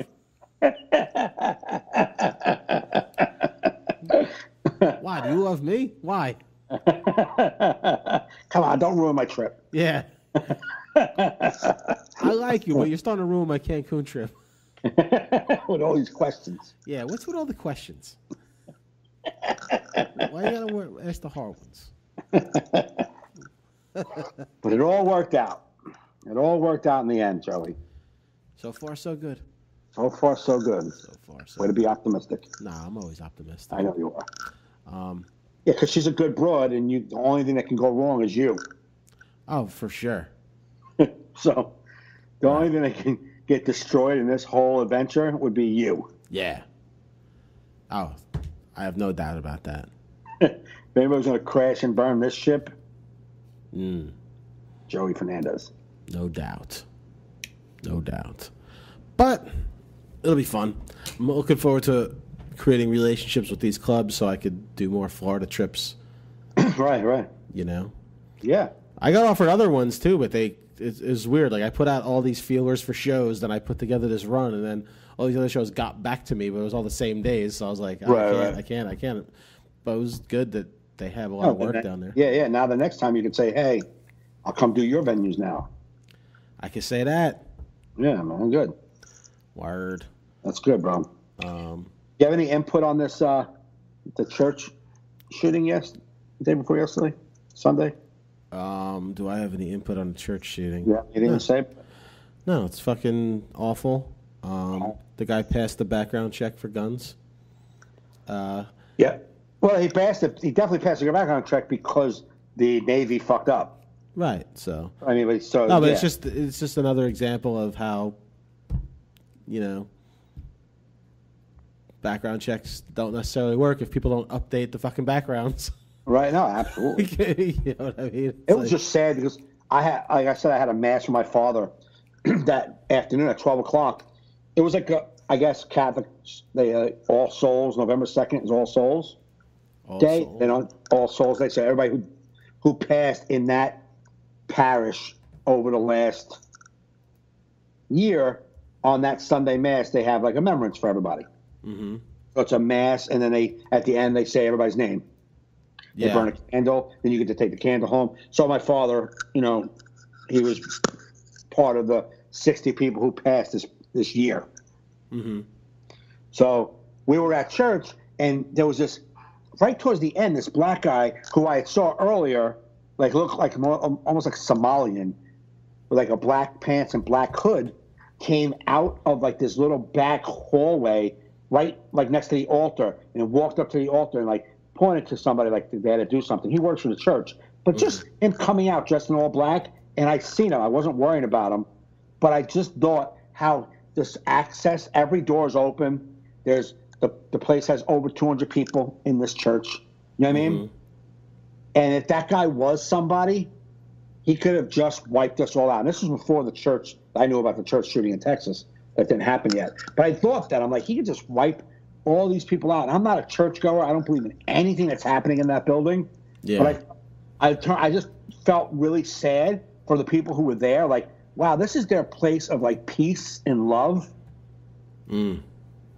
And then it happens at a church, and I'm like, those people are just there, whether they believe in something I think is insane or not. They're there every Sunday, worshiping, love, having love and fellowship, and they're just there being peaceful. And then this guy's got to come in and rip them apart. It's sad, man. It's just, I don't know, it's part of, like, I was telling my mother, and it's something I said, my daughter was like this everywhere, Dad. You go to the mall, like there's no protection. I'm like, you know what though? I like living in that world. I don't give a fuck if there's any protection. Yes, bad things can happen to us, but I don't want to be fucking surrounded by armed police and guards making sure every single thing we do is protected. Yeah. And that's easy for me to say because I wasn't shot at. I wasn't killed going to a concert. I wasn't killed driving a bike down a path in New York. So it's easy for me to say that. Those family members may feel differently. I just don't want our world to change because things happen, tragic happen. Now, with the gun control and gun laws, I do believe there's loops that need to be filled, but that's beside the point. That's not, I don't know if that would have fixed this problem. You know what I'm saying? But, yeah, it wouldn't have. I mean, you just got to accept that bad shit could happen. I think some of these guns, though, they shouldn't even be made. Like some of these guns are just not necessary for us. Yeah. That's something. But I mean, again, I'm not trying to bring that up. But I saw something. It was an interesting thing, though, I have to say, and I hate to, like, we just had the terrorist attack in New York. Yeah. And then this shooting, it's just the thing. It's just the hypocrisy of liberals that I feel, where it's like a guy shoots a church, you call for gun laws. A guy mows down people in Manhattan with a truck, and you don't want to talk about immigration. Right. It's like, you know what I mean? Listen, like they're very hypocritical with that. It's like, it's almost like that New York thing didn't even happen because it wasn't a white guy shooting up people. Right. You know what I mean? If it's a brown foreigner killing people, it just doesn't get the same. You could flip it though, because you could flip it easily both ways. Because, for instance, last week before all this happened in New York and in Texas, I saw someone post on Facebook about the Vegas shooting. This person is a total Trump supporter, total right-wing person, which is whatever. It is what it is. But this is what the person is, just to give you a background on him. Him and about 30 other people just like him said that the Vegas thing was like a conspiracy, that it's probably a Muslim that they're trying to cover up, just because it was a white dude who killed a lot of people, that is a conspiracy. The killing at New Hope, at Newtown, the children, was a conspiracy. Some people still don't think it even really happened because it was a white kid who killed a bunch of white people. Yeah. But any Muslim terrorism is never a conspiracy. It's always the Muslims, and they all got to go. How is Vegas a conspiracy? How is that a conspiracy? I can't even talk to conspiracy theory people. You're in another dimension than me. Right. I can't even. I'm like, I can't even entertain that sort of nonsense. But in the Muslim thing, the Muslim part, you're tapping something. Something's tapping.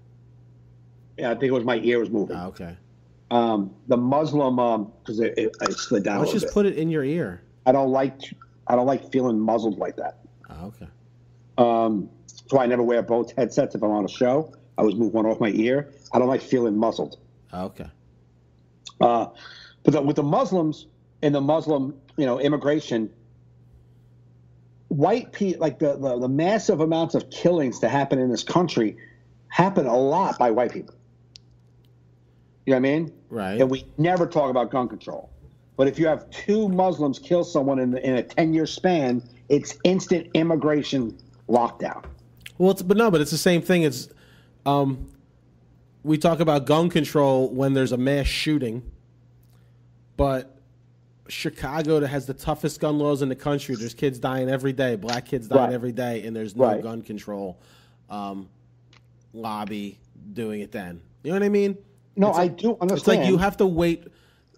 You have to wait for white people to get killed in mass for there to be a gun control debate. I think there should be a gun control conversation already without being mass people getting killed. The point is though there is none with white people, with people getting killed every day. There's never gun control conversation. However, one Muslim guy tries to blow up New York City with a bomb. It fails. Boom. Immigration conversation for 6 months. But every single day, people are getting killed by hands of Americans with guns. 1 person, 2 people, 7 people, 60 people, 2 people in a park. Every single day at the hands of guns, no gun control necessary. 1 guy runs over 8 people in New York. Immigration, get rid of every immigrant. Because one is talking about doing something with rights Americans already have. The other one is talking about rights of people trying to come into this country that aren't even Americans. You know what I mean? So it's like a totally different argument. You know what I'm saying? But why is it? It's a different argument because one argument never even happens. One argument is not even open for conversation. It's not open. It's not open. Yeah, but neither is the immigration. It's talked about, but nobody wants to do anything about it. But there's always laws being put in for immigration, like no more sanctuary. Like there's always laws being put up for immigration. But as soon as you say, can we listen, there's nothing we're going to do about guns, but maybe some of these bigger, massive, crazy guns maybe should be made. We're not talking about that right now. That's also because the gun has a lobby and money behind it and people to support it, where immigration's too obtuse and it's like there's no like organization. No, I know. You know what I mean? So it's not like they don't foreigners don't fund campaigns like the NRA does. Right. Now, but you look at these guys who, like the guy who wrote, drove and hit and killed all those poor people in New York. Right. What's his story? What he was on? How did he get in this country? Did he dot his I's and cross his T's and then turned into who he turned into? Because how far back do you go to find out if a guy comes in the country 27 years ago, he was an immigrant, he came in, he did all the things he does, he reports himself every year, he's in the system every year, and then gets radicalized, what are you going to do? You're saying that every single person who's not white American needs to go away? No. Right. So that's why it's so hard to just say immigration, because it's like... No, I'm just saying how liberals don't, like, they just never... talk like they're so on the gun control but not on immigration when it's still people getting killed. You know what I mean? Absolutely. But on the other hand is there's not a right-wing person who will talk about gun control, but they will immediately talk about immigration. Because the gun, yeah, right. I mean, gun control is not as simple as people like to try to make it. Like I've been seeing all this stuff, even with this dumb Jersey governor, who's probably going to win, Phil Murphy. I don't like any of the people that run in Jersey, so I just picked one. And right. He's like, smart gun technology, which is the stupidest thing I've ever heard. Smart guns are stupid. Because even if I do have a gun that I have for protection against a fucking killer, now I have some malfunctioning digital gun that ain't going to work because the updates didn't happen on time. That's the beauty of a gun, that it's fucking simple. It's a fucking hammer and a bullet and a pin. You know what I mean? But they want to make smart guns so only the person that bought it that can hold it in their hand can use it, as if hackers can't get past that if they want to. You know what I mean? But see, I get it. There's always going to be a way around stuff. But then I'm not a hacker. So if I steal your gun, I'm not going to be able to get around it. I'm not that Yeah, but if you're the type who's going to steal my gun, you're not going to you're going to find a gun that you could use. I know, but if they all start transferring over to these better, smarter ways of living, now that we're here in 2017, you want your phone to have an app. You want to be able to take beautiful pictures of the fucking leaves. But now we say, we can do technology and make guns safer. Nah, it's stupid. Like, why is it stupid? Well, only because it's only safe for law-abiding citizens. No, but you might be able to make technology that will eventually curb it to where it catches up to all the guns. It has to start somewhere, though. No, but what I'm saying is that, okay, you're a law-abiding citizen. You buy a smart gun that only you can use. You know what I mean? Right. So and that right now is... You're going to be one of a small percentage of, but eventually all the shit guns that are out there will maybe get, get brought in, get picked up, and stop producing and making those guns now. No, that'll never happen. That's the thing. So we're okay with just dumping in our society these crazy guns, and we don't give a fuck who gets a hold of them. We don't. We don't care. Which is the way it is, and that's it. That's it. You got to admit that. Like, we don't care. Oh, your mic is on your face and jiggling with your beard. And every time you move, it's just crackling. It's going to continue to do that. We don't care. We don't care. We act like we care when it talks about Chicago. People are killing every day. Nothing's getting done. We act like that's the reason. Yeah, but here's the thing, though. It's like when, okay, say we have a federal gun law that everyone has to follow, federal background check. Okay, then now we know where all the guns are and who has them, right? Now, okay, killings happen again. Then what's the next step? I think that's what everyone's always afraid of. And this is the whole thing. Like, what if it stopped 10 killings? That's not good enough. I don't get it. I don't get what's the number you need it to not. Right, but good. Alcohol kills more people than everything. Nobody's fucking railing against that to go away. Yeah, but you see, it's like Hillary had email. Who cares about that thing? We're talking about this thing. Yeah, because percentage-wise, it's not a lot of people in the fucking world. More children get killed by fucking alcohol-related incidents than gun. But we're talking about guns, though. Right, but that's the point with the gun. It's like, yes, if it saves 10 people, it's not worth it. It's a very small percentage.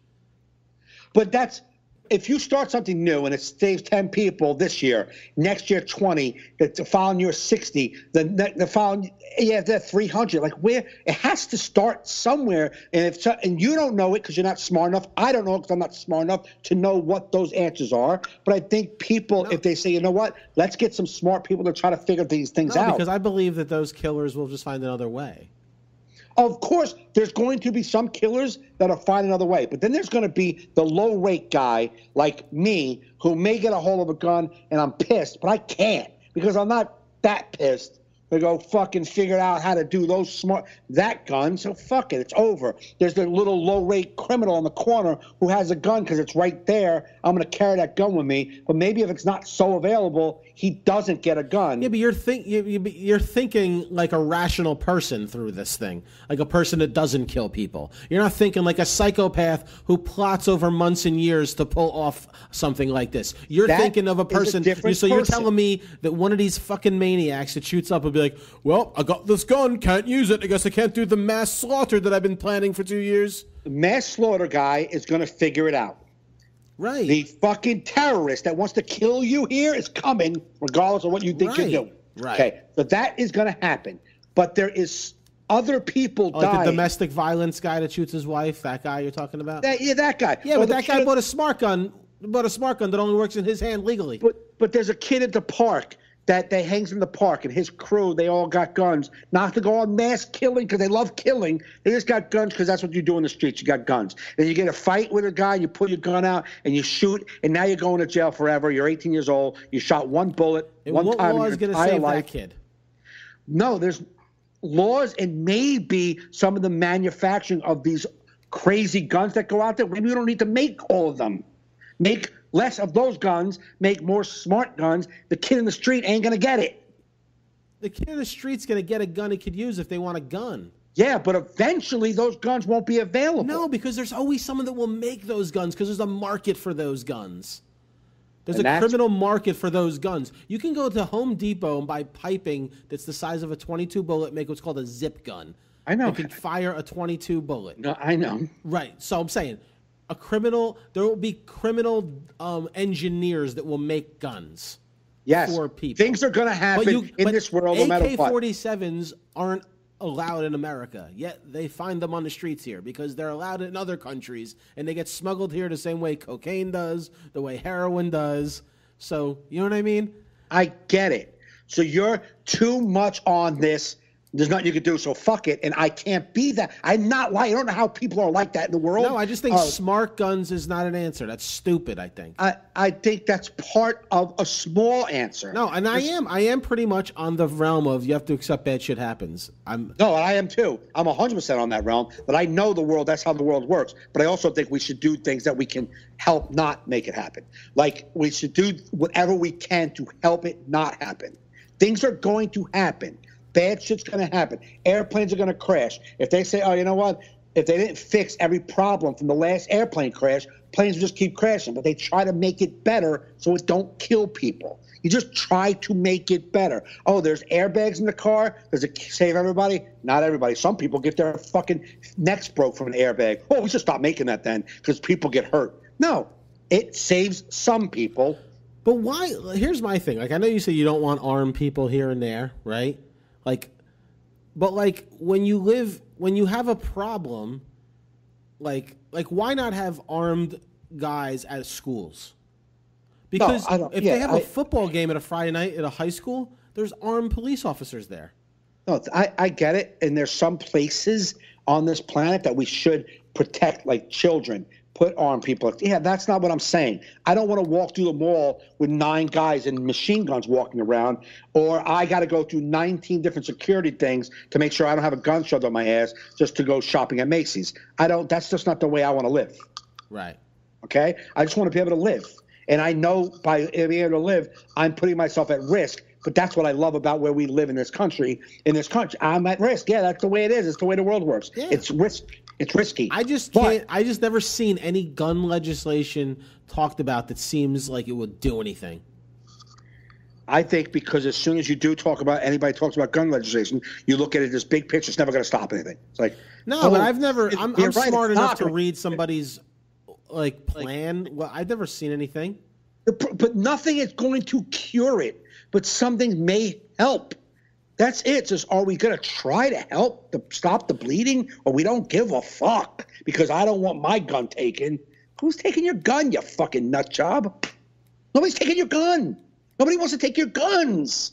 We just want to prevent what we can. Can we work on it and see what we can prevent? Nope. No, we cannot. No, they don't take your guns then. See, it's always the slippery slope argument.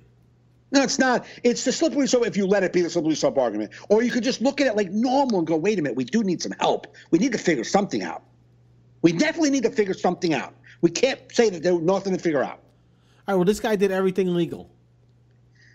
No, I know that. I'm not saying that every single case. And actually, this case is a productive case of people having guns because there's 2 people who had legal guns who shot that motherfucker and stopped them from killing more people. Right. I'm not saying take the gun. And there's the argument. I'm not saying take the guns away. I'm saying let's try to fix what can be fixed. That's it. That's how simple. Can we fix some things that can be fixed? This shooting at the church might not change even if we fixed every single thing that needs to be fixed. But can't we say, hey, there's some people out there that are getting killed that we're not seeing on the news because they weren't part of 26 people dying. There's just 2 people died in the park. Maybe those people can be saved by some gun laws. Maybe. Maybe. I doubt it. But if we don't try, I can't be on that board. Like, it is what it is. Yeah. Really? See, the thing is with gun statistics, you don't get statistics on people that were saved by guns. Yeah, there is no such thing. You know why? Because if there was a billion of stories that people were saved by guns, we would hear it all day long. You don't hear them. You know why? Because no one. You would talk. If you saved somebody with a gun, I would hear you say, "Dude, I saved that guy with a gun." No, but it's just like the same thing with the terrorist attacks. It's like we don't hear about all the times they foiled things or stopped things. That's because it's a bigger, massive government not telling us because they're working on it. But if my neighbor was getting robbed and shot somebody in their house, everyone would hear about how a gun saved them. So you don't hear that. You know why? Because it doesn't happen as much as the opposite. It could. But it doesn't happen as much. You don't know that. You would know it if it did, because people would brag about that shit all day long. People would sell stories. News would have that. People would be telling their story from the mountaintop. I saved my neighbor with my gun. You don't hear it because it very rarely happens. Because more damage is done. I'm sure people have wielded a gun and they're like, "Yo, get out of my house," and that saved them from some shit. Right.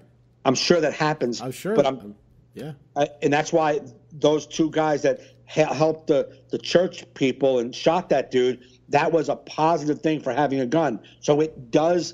That's why I've not once said ever out of my mouth, take the guns away. Yeah. I've said some of those guns that we have out there, maybe we don't need them out there. Yeah. Well, my whole thing is when people talk about the lives that could be saved, it's like, yeah, for that. But then that's why I always bring up the alcohol thing. You know what I mean? It's like more lives could be saved with that. Yeah. Way more.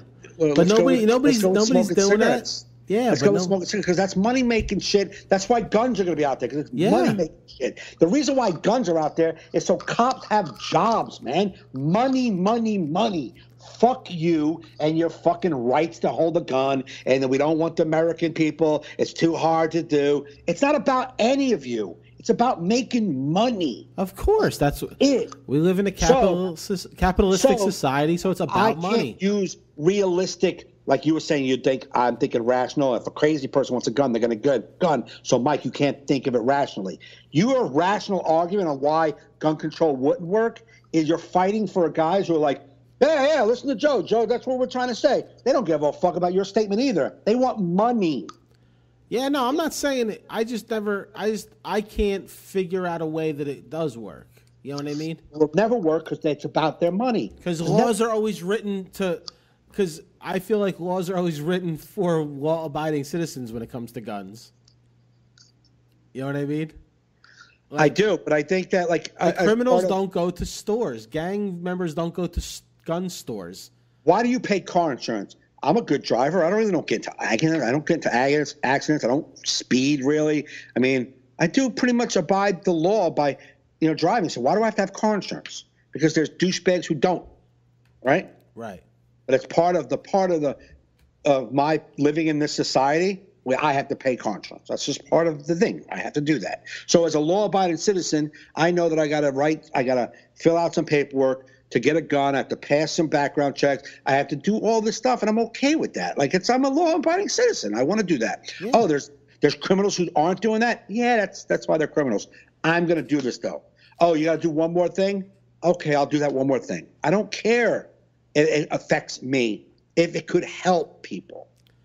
Right, but if you had to pay more car insurance for somebody that's doing something else, again, that's not even have to do with it, you would be like, why? Why do I have to keep paying more for somebody else's fucking doing shit? Right. Why do I got to keep doing more things? It's not changing their behavior, me doing more. But if you tell me I'm paying more because it could help somebody, and I see that, I see that it's helping people, then it is what it is.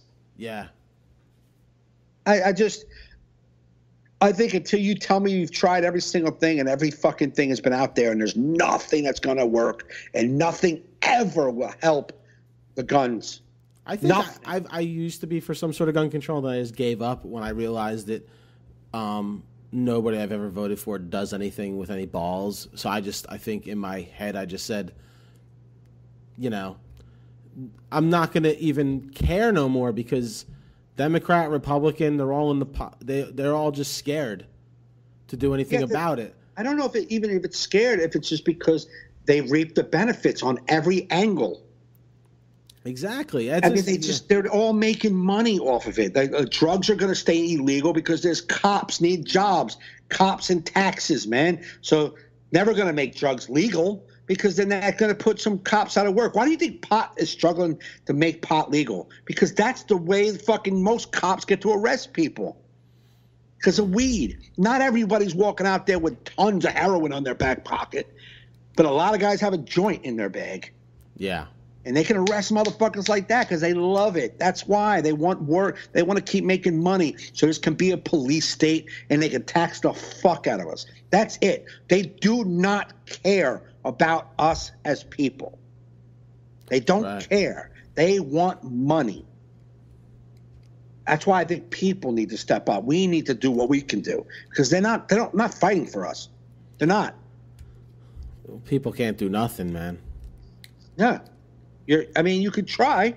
I just don't want to be the guy who's like, I can't do that. I just don't want to be that guy. I just don't want to be that guy. Just like, I can't do nothing about it. Go to sleep. I know. I just think sometimes as Americans, we are so used to our freedoms, and that we don't realize how important gun ownership is to our freedom with the government. You know what I mean? Like having the right to bear arms. I think people see, well, what are you going to fight the government? They have tanks and planes. Yeah, you're not going to fight the government. So right, but historically, it's inaccurate, because we never had the ability to do that when we did overtake governments. Like, you know what I mean? When we overtake England, we didn't have the technology they had, but we had enough to fucking scare them off. You know what I mean? We had enough wiliness and enough ammunition to not let them fucking take us. You know what I mean? Yeah. And it's like, you're not going to ever compete on a level of a huge army, but it's like, I just think we're so comfortable in freedom. We can't imagine bad things could happen with us from the government if we didn't have our guns. Yeah, like I believe we need guns. I believe that. I believe the thing that makes our country great is the fact that we can own guns, not because I'm thinking that we're ever going to be able to fight the government. I believe it because other countries aren't allowed to have guns. Their citizens aren't allowed to be armed. And that's scary shit. If my government tells me I can't have a gun, I'm like, wait a minute. No, you're not going to be in that much control of me. I want to be able to protect myself when you're not around. Right. You know what I'm saying? So I love the fact that we're allowed to own guns. It separates us from the rest of the world. It makes me feel like we're not in a communist country or a dictatorship, because we're allowed to have guns. Yeah. In a dictatorship, you're not allowed to have a gun.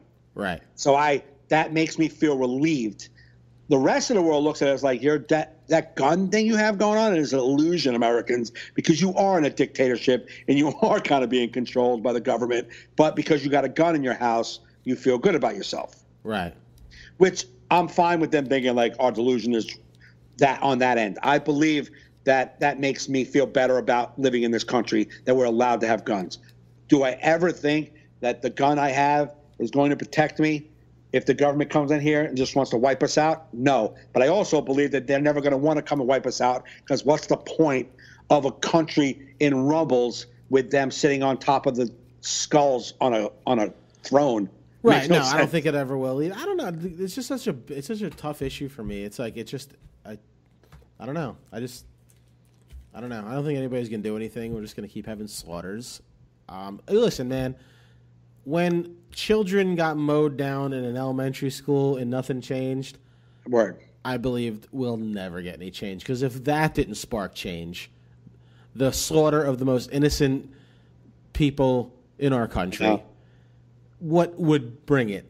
Nothing. If that didn't bring it, nothing will. And that's the truth. That's the proof that the fact that they say that was a conspiracy is to show you how much gun lobbyists will fight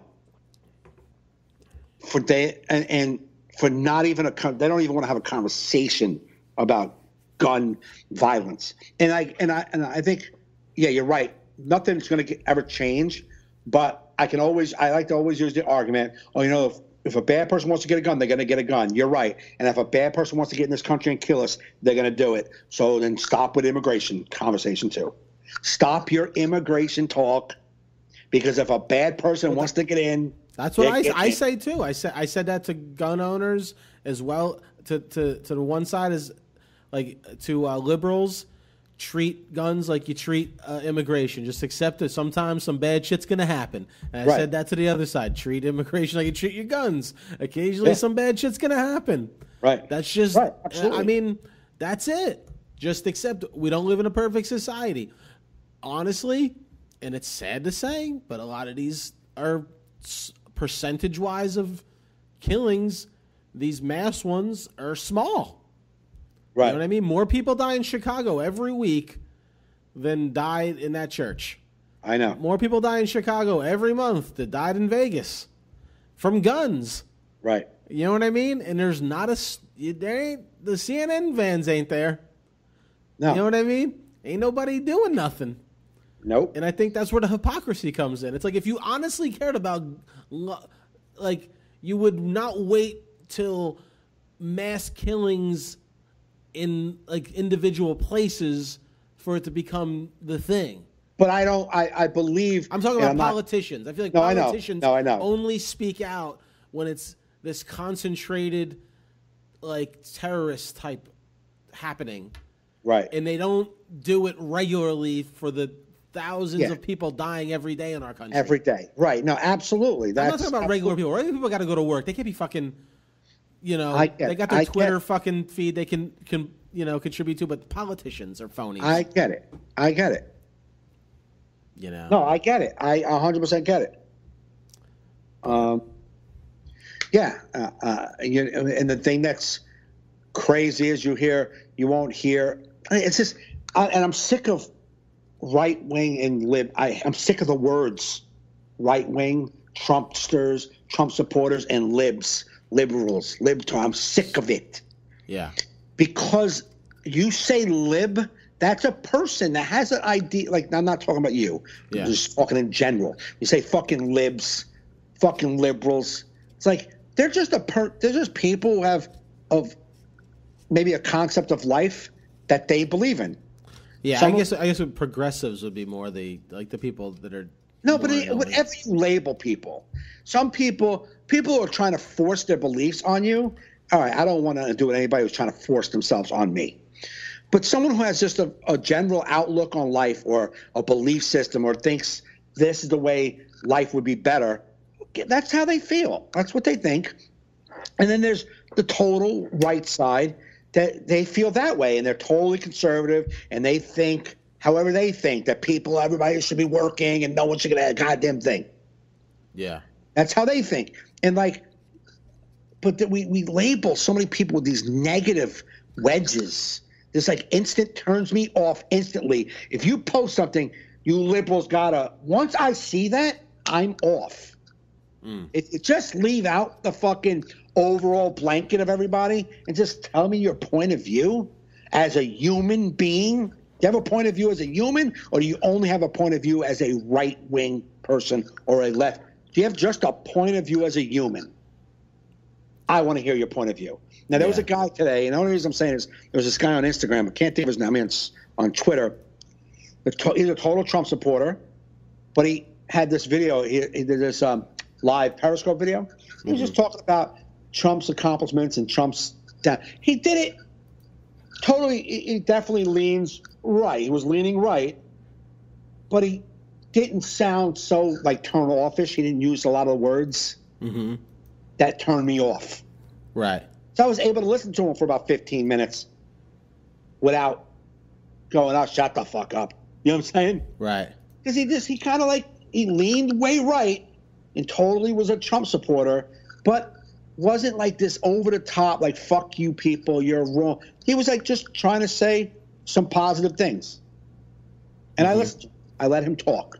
I listened to him, and I turned it off after about 10, 15 minutes, and I, went on about my day. But it's like, it just showed like why. And then I saw someone else post yesterday, the fucking idiot comedian,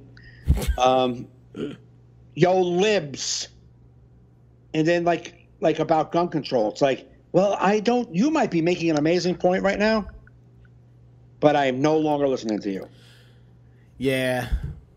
Yeah. I'm just not listening to you anymore because I can already see that you have a one-sided point of view, and no matter what, your point of view is right. So why are you acting like you're trying to educate me or trying to give me some advice? You're just telling me how I should be, and that's it. I'm dumb. You're fucking awesome. Right. You know what I mean? Like, it's such dividing. It's just dividing, man. It's not productive. That's the way it is now. I mean, it's just you talking. So that's why I don't engage anymore. I'll engage in a conversation like we were having on the podcast.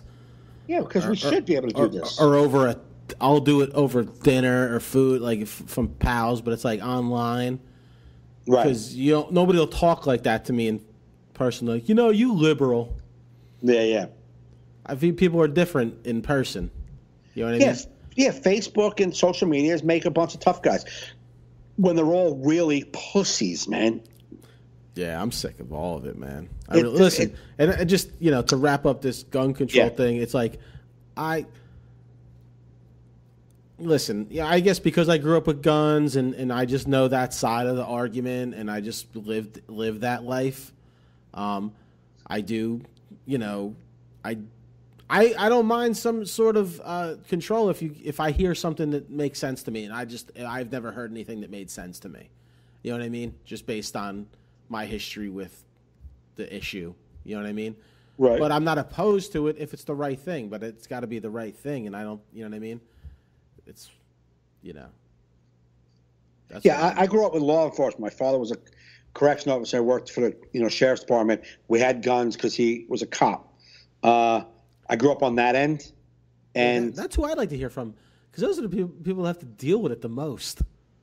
Yeah, I heard on the streets. I'd love to hear more cops' opinions on gun control than anybody's, because they're the ones that are literally have to look down a barrel of a gun all the time. Exactly. Yeah. So like, who gives a fuck what two comedians think? Who cares what hunters think? Tell me what the guys who are putting their lives on the line every day think. Right. Yeah, that's who I need to hear from. Yeah. Well, I don't hear from them. Right, no. Well, I mean, and I'm not saying my father, I'm just saying I believe that the criminal justice system, police departments, correctional officers, they are so addicted to the money that guns are necessary for them to make a lot of money. Yeah.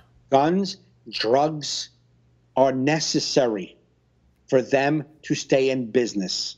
If you made all drugs legal and did away with guns, they're out of business, and that ain't happening. Yeah. It's a very lucrative business. Yeah. And they're in control.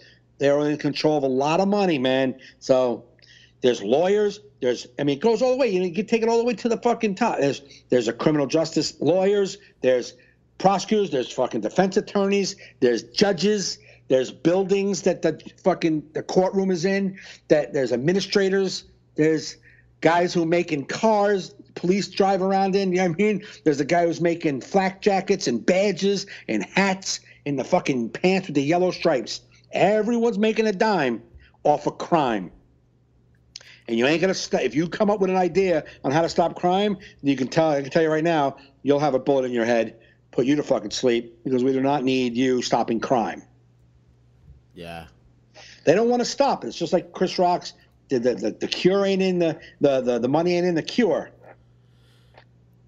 Yeah, money ain't in. That's not. I used to believe in that stupid slogan until I went experienced my wife going through cancer and meeting doctors and being in the hospitals. Yeah, I'm not talking. They're the people on the front lines. Doctors and nurses are on the front lines. They want to help you. Yeah, I would say that was easy to buy into, that stupid phrase, until you go through it and realize how into this these people are. But that, again, the people on the front lines, but the administrators at hospitals and the people at the pharmaceutical companies and the people at the labs that don't know you personally. They don't know you. Yeah. They don't meet the patients face to face and are there watching them and helping them and loving them. Yeah. Those people, they're about money.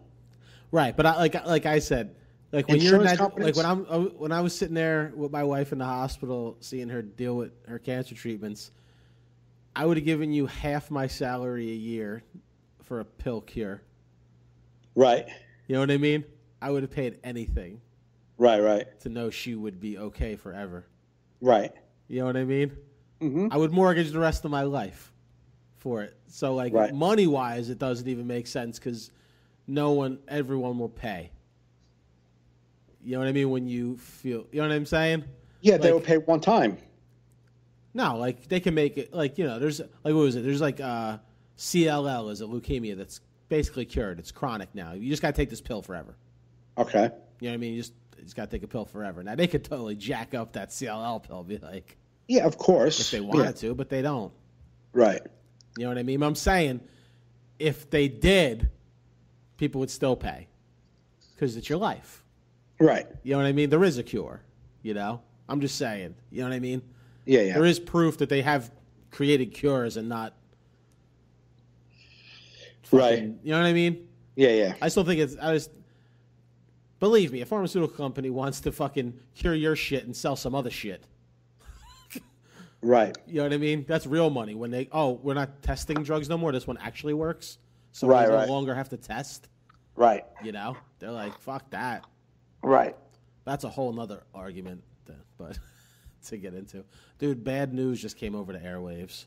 What is it? Fucking ex-MLB star Roy Halladay died in a plane crash in the Gulf of Mexico, 40 years old. No. Yeah. Oh, wow. Jesus Christ. When did he retire? 2 years ago? Oh, I'm going to say maybe 3 years ago. Yeah, 2 or 3 years ago. Wow. He was one of the... I mean, like, him and Pedro Martinez, even though they used to mow down the Yankees... Right. Every time you used to love to watch them because you respected how awesome they were. Yeah, absolutely. He's like, a beast. Just like wow, like I mean, as a baseball fan, if you watch a guy like Roy Halladay, even though he's beating your team, you're like, I'm watching one of the greatest people of all time. Yeah. You know what I mean? Even though it sucks what he's doing to us right now. Right. We were grateful that his team was never good enough to be against us in the playoffs. Right. Yeah, but he was a beast. Dude, his first time in the playoffs, he pitched a fucking perfect game, or at least a no-hitter. Yeah, no-hitter. The Phillies. A no-hitter. Like, almost a perfect game. Right. It's like, yep, he could have been doing that for years. That's so sad, man. And there's a private plane? No, his own plane. Crashed over where? Gulf of Mexico. Oh, wow. Yeah, it came on my phone just now, or a few minutes ago. While we were talking, then I just see my Facebook feed flooded with... Rest in peace. Yeah. Phillies, Blue Jays great Roy Halladay killed in plane crash in Gulf of Mexico. Wow. That's fucking sad, dude. 40 years old, man. Oh, yeah, it's one of those little motherfucking... It's like one of those little, like, two-person fucking planes. Right. An A5, it's called. 40 years old, man, right? 40 fucking years old. Let's see when he retired after the 2013 season. Yep. With a career record of 203 and 105 with a 3.38 ERA. So he didn't even get a chance to make it into the Hall of Fame. No. 2-time Cy Young winner. He only bought the plane a few weeks ago. Huh? He bought the plane a few weeks ago. He was an amateur pilot whose social media accounts were dominated of late by photos and videos of his plane and his flights in recent weeks. He recently purchased an Icon A5 aircraft, which is a light amphibious sport plane. So it goes on water or the air. He posted about... I don't know if you knew, Mike, what amphibious meant. Well, nothing.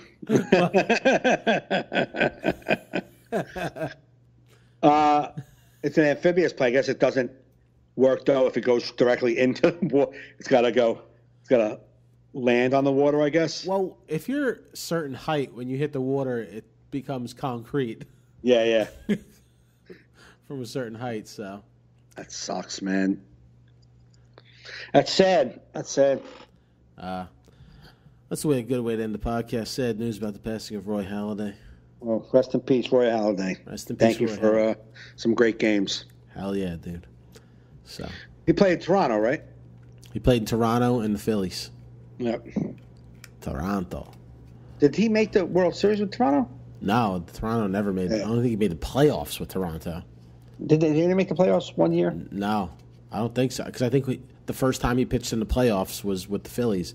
And I think he pitched that no-hitter, but I think they still lost that first round. Like or maybe he didn't make it to a World Series. I know that. Right. At least I believe he didn't. No, he wasn't on the team when we beat him? The Phillies? Did we beat the Phillies? Hold up. We did beat the Phillies, but I don't believe Halladay was. I gotta see his. I gotta look up his fucking shit. Let's see, Roy motherfucking Halladay. That's how I type it in. I thought we beat it. I mean, in 2009 we won, right? That's who we beat. Yeah. Let's see. Boom. He went to the Phillies on after that World Series. He went to the Phillies on December 15th, 2009. The Blue Jays traded Halladay to the Phillies.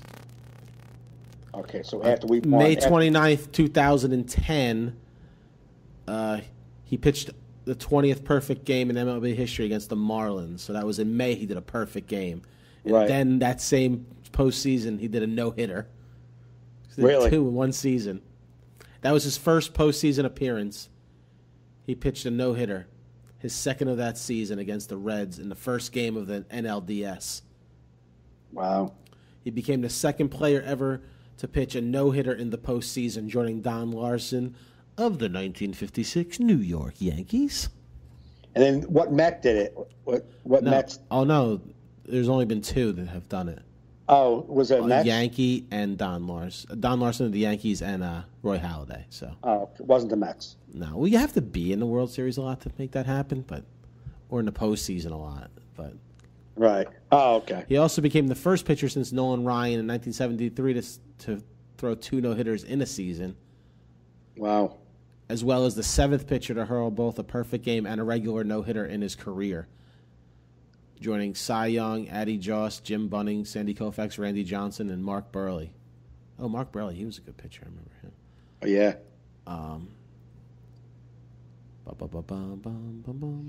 Sad, man. Sad, dude. Sad. It's sad.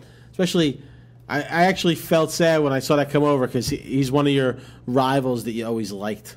Yes. You know? And it's just like, wow, that's painful, man. Yeah, it's like if something happened to Big Papi. Yeah, you like Big Papi, even though you don't like him at the plate. But no, I don't Pedro like Martinez, you respect him. You know what I mean? You hate the uniform, but you respect the player. Right, absolutely. You know, it's like I would love Roy Halladay on the Yankees or fucking Pedro Martinez. Right, absolutely. Or like the hitters, like fucking what's his name, Longoria. You know what I mean? Like these guys who are constant Yankee killers. And every time they come to the plate, you're like, God, son of a bitch. You know what I mean? You hate that but they give you a reason to watch the game. If it was a bunch of no-name shitty pitchers and batters, and all the Yankees did was win 80-0 every game, that's not going to make you excited. What makes you excited is the villain in your home. Right. The guy who's trying to beat your team. That makes you excited, and then you got like a love for the villain. It's like Darth Vader. Who doesn't like dun dun dun? Like fucking love that song, right? Yeah. Here he comes. I hate that guy, but I love his vibe. Yeah, well, he was better than Martinez. Like Martinez would throw at your head, and like he was like a fucking headhunter or like a dick a little bit. But you respected him. Halladay was just like cold, just come in. Yep. Boom, boom, boom. 1, 2, 3, you're out. 1, 2, 3, you're out. 1, 2, 3, you're out. Tip his cap and then go in. No showing anybody up. Just I remember like watching. She always see like those like whenever you're watching a good picture like that, it looks like the ball's smaller than it normally is. You just like when the shot from back is like it looks like a pea, like nink. Like it's just like whoop, whoop, whoop. Like fucking Bugs Bunny curveballs. Like, oh, it's up here, no, it's down there. Whoa. Yeah. Fucking. Did you ever get to see him pitch? Do you remember seeing him pitch? Like not on TV. I don't remember if I've ever seen him live because back in the 90s, I went to a lot of games. Right. You know what I mean? Back then, I very well could have. Right. You know what I mean? It's all a blur now. When did he retire? Retired in 2013. So he didn't play in the 90s, right? Late 90s, early 2000s. Yeah, I saw him. Yeah, let's see when his fucking career was. Maybe 98? 98. Yeah, 1998 was his second career start. Okay. Against the Detroit Tigers. It would have been the third no-hitter on the final day of the regular season, broken up with the 2 outs in the 9th. Oh, like the Mike Mussina perfect game. Stuff. Remember that? Yeah. Remember Mike Mussina's perfect game against Boston? Yeah. Fucking 2 outs. Yeah. 2 outs, 2 strikes, and that fucking single, and ruin his fucking perfect game. Yeah, I probably didn't see Halladay pitch then if it was 98 that he came up. So I definitely started tapering off Yankee games around like 03. Right. I haven't really. What are you going to do? Fucking sad. 40 years old, 2 kids, wife and 2 kids. Okay, that is sad.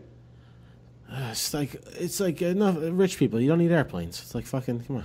Yeah, come on. It's like Bill Burr with his fucking helicopter riding. It's like, you're a fucking comedy. Like you're our modern day fucking guy. Yeah, just be safe. You're our Carlin. I don't even know. You're not even our Carlin because you're not that. You're like you're just like the guy. Right. You know what I mean? Like I don't want fucking Bill Burr fucking in helicopters. I want you on the ground. Wrapped in bubble wrap, fucking writing the new hour, man. Kidding me? It's like, it's fucking. I remember what he said when he was talking about airplane flying on the Jim Norton show, and it's just like, I remember feeling like, oh, come on, man. But I think even Jim Norton was saying, like, that's nuts. And then he actually said, he goes, I thought it was nuts too. Until I realized it's nuts what we do, driving. He goes, at least when I'm up in a helicopter, I'm in radio control talking to other people up there. I know exactly what lane I'm in. He's like, we're on the highway. Nobody's communicating. Everyone's just zooming in and out. Yeah. No one's got any radio control. There's so much science in in science and what is it I'm looking for, the word I'm looking for, involved in flying planes and helicopters. There's so much like that has to go wrong for a plane or a helicopter not to work. Right. There's so much science behind it. It's like, dude, don't worry. Planes are fine. You know? But I'm like, it's because when a plane or a helicopter crashes, it makes a lot of noise. A lot of people die. I will never go in a helicopter. Never. Or a little plane, like a little bomber plane or fucking, no way. A plane? No, never happening? No. No. What was Halladay in? A bomber plane? No, it was like a 2-person little ass plane. Like it looks like a jet ski that flies almost. It's like oh, okay. It's one of those motherfuckers. Definitely ain't going up in one of them. That's like one time I got offered to do a TV shoot. They're like, you want to go up in a hot air balloon? I'm like, yeah, you're out of your motherfucking mind. Yeah. Because if I'm up in that hot air balloon, I'm hugging the floor. Yeah. I'm not operating a camera, you fucking maniac. Open a picnic basket on a balloon. I got offered remember that time, it was like the first time I headlined. I had to go down to Texas, to San Angelo, Texas. Yeah. And it was either fly in, take a little bomber plane to San Angelo. Right. or fucking fly in and drive 4 fucking hours to the gig. That's right. Yeah, you drove. And I drove 4 motherfucking hours through the desert because I ain't getting up in no motherfucking Obama plane. Even though there was some parts of Texas where I was driving to, I'm like, if I run out of gas, this motherfucker, I'm getting eaten by fucking wolves or coyotes or some motherfucking monster out here. You have no idea what's out there. You're just naming fucking wolves. No, I did see something eating something on the road while driving. And it didn't look like a house pet. That's all I'm saying. Was that nighttime? No, it was daytime, but, you know, you just take for granted around here that you can get gas wherever. Right. You know? Oh, so you're in another state, you're like, you got a full tank rental car, you're driving, and you're in Texas. Got a quarter tank. Yeah, I'm good. It's all you see is dirt and shit, and then you come through a little town, it looks like a movie fucking set. You're like barber, post office, sheriff, gas station. Right. You're like, but you're like, I'm half tank. I'm not stopping. Yeah. And then you're like, then it's getting down. You're like under a quarter. You're like, there's no people anymore for 2 hours. Yeah. What's going on? It's just there's no trees.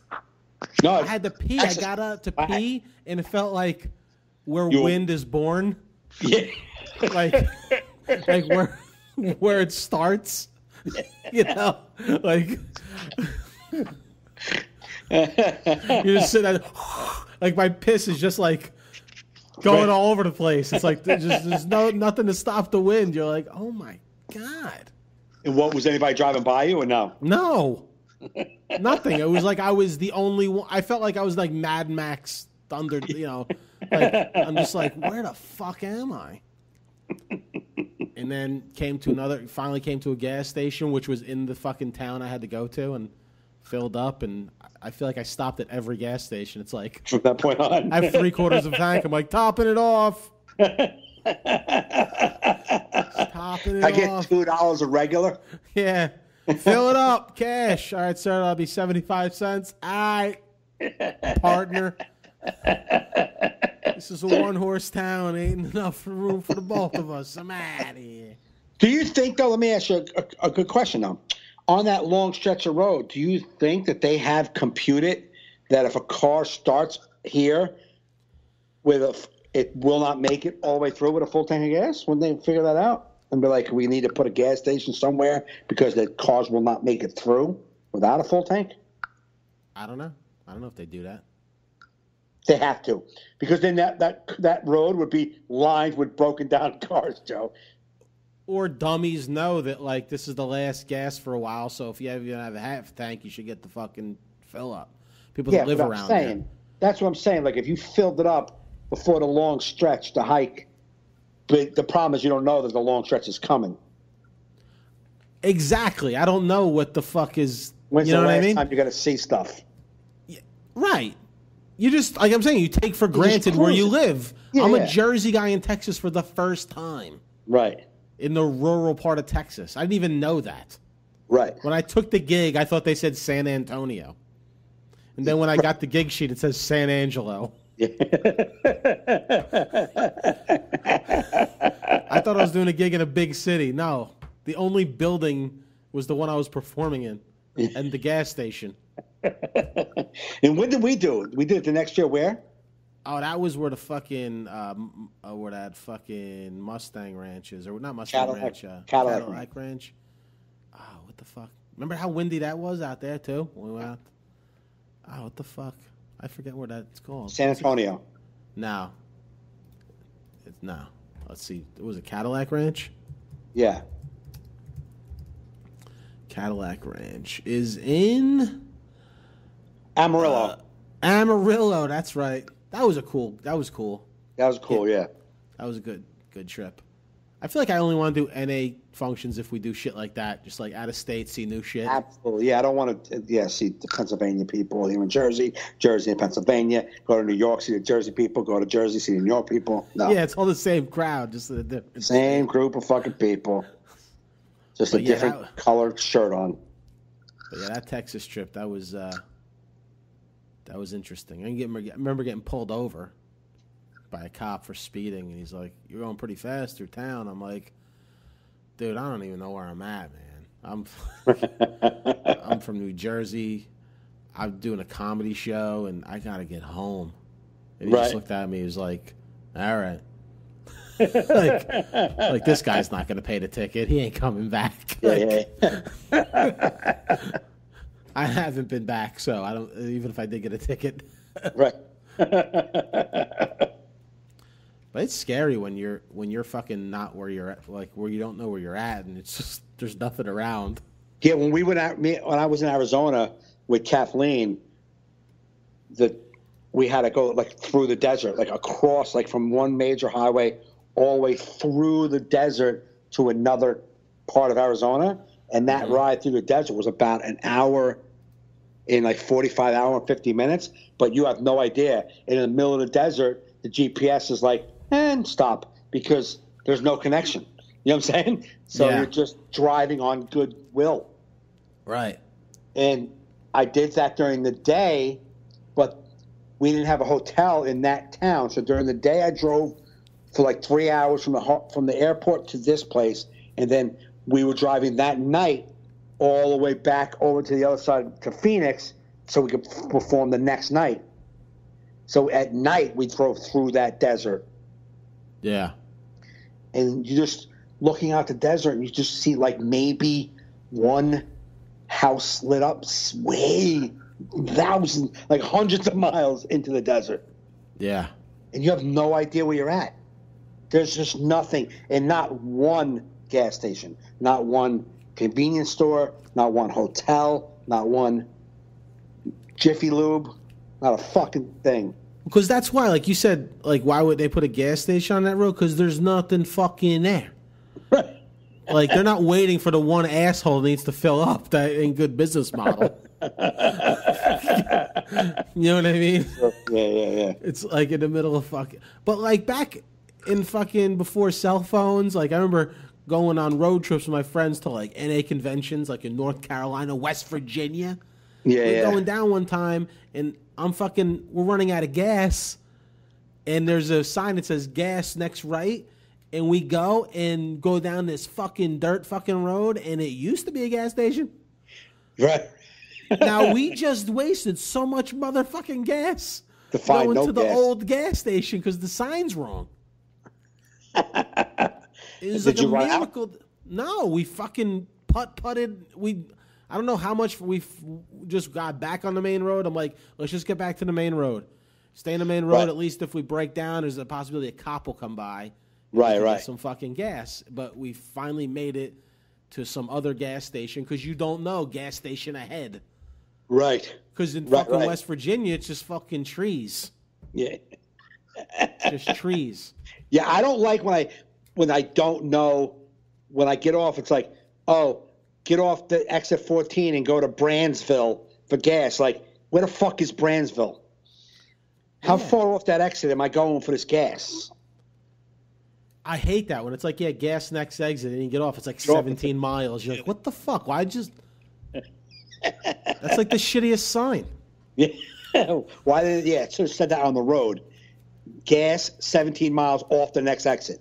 Not gas next exit, get off, and then there's the little blue arrow down at the bottom of the exit, 17 miles that way. Like, and it's always on a road with no fucking lights, so you're not even confident this thing exists. Yeah. And then you just see then you eventually see like a flying J sign. You're like, oh god.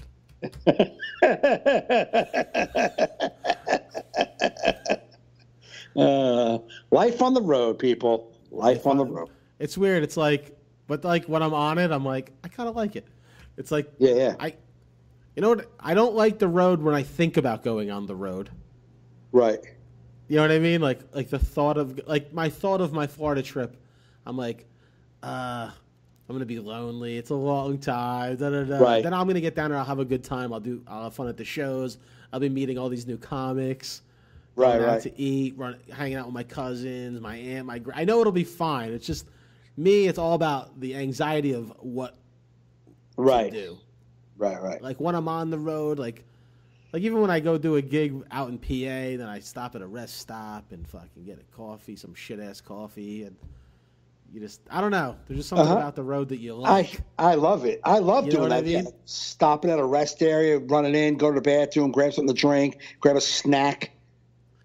Yeah. You know what I mean? I like when I have 2 one-nighters far away. So if I go to do it one night, I go to sleep, and then the next day is spent driving to the next gig, but I'm in a different part of the country. So like just driving on a Saturday, driving through streets, and I like that. That's basically my Florida trip for most of it, except for the last weekend. It's all in the same spot, but it's all one-nighters. Right. You know? But someone's like, you're flying to Central Florida to drive all the way back to Jacksonville? I'm like, yeah, I have to. It's part of what I've got to do. It's part of what I got. I can't fly into Jacksonville, do all my rest of my gigs in fucking Southern Florida, and then drive my rental car back to Jacksonville. Fuck that. No. When is your Jacksonville? Is that the last stop? First stop. So what I'm doing is Friday morning I'm flying in. My aunt's picking me up at West Palm. Okay. I'm going to get my rental car in Stewart. I'm going to go hang out at their house, have some food. Then I got a 3-hour ride up to Jacksonville. Okay. But my show's at 10 o'clock Friday night. So I can get into my hotel room, take a nap. Right, and it's a showcase show. I'm just doing like 10 minutes, 15 minutes. Right. Then I sleep, and then I got to drive, check out that hotel, drive to my other hotel in St. Augustine, which is only like 40 minutes away. Right. Check in there, and which I like because I'd rather get in the day before my headline spot where I can kind of acclimate and get some rest instead of traveling, driving. Yeah. Checking in, then you're like, get to the club, and it's one night, and then you're out. Like if right. Yeah, if it was a weekend, it's different. You're like, all right, first night in the club, I'll be tired, then I'll pick it up the next 2 nights. Right.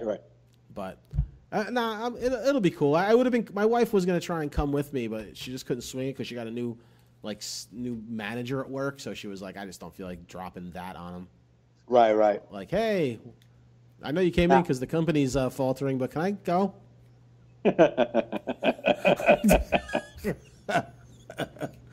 So that's that. Where are you at this weekend, man? Friday, I'm at the place where my dream's going to die, Pocono Palace. All right. And then Saturday, I'm at a fundraiser in Milford, New Jersey. Some church. For James, or? Yeah, James' gig. Nice. And that's it. That's it this weekend. Good stuff, man. Yeah, I'll have to figure out how we'll do the podcast next week. I got to figure out how we can do that. Okay. But I'll figure out a way. It's a long one, so maybe you just split them in half. I mean... No, I don't. Just pop it out, and we'll make it happen. I'll figure out a way. Okay. Dude, I'm technical and shit. Okay. You know what I mean? I do. All right. So, everybody, this is a extra long podcast. Thank you for sticking with us if you did. Go to MikeGaffneyLive.com to see all his future dates. Go to JoeFernandez.net to see mine.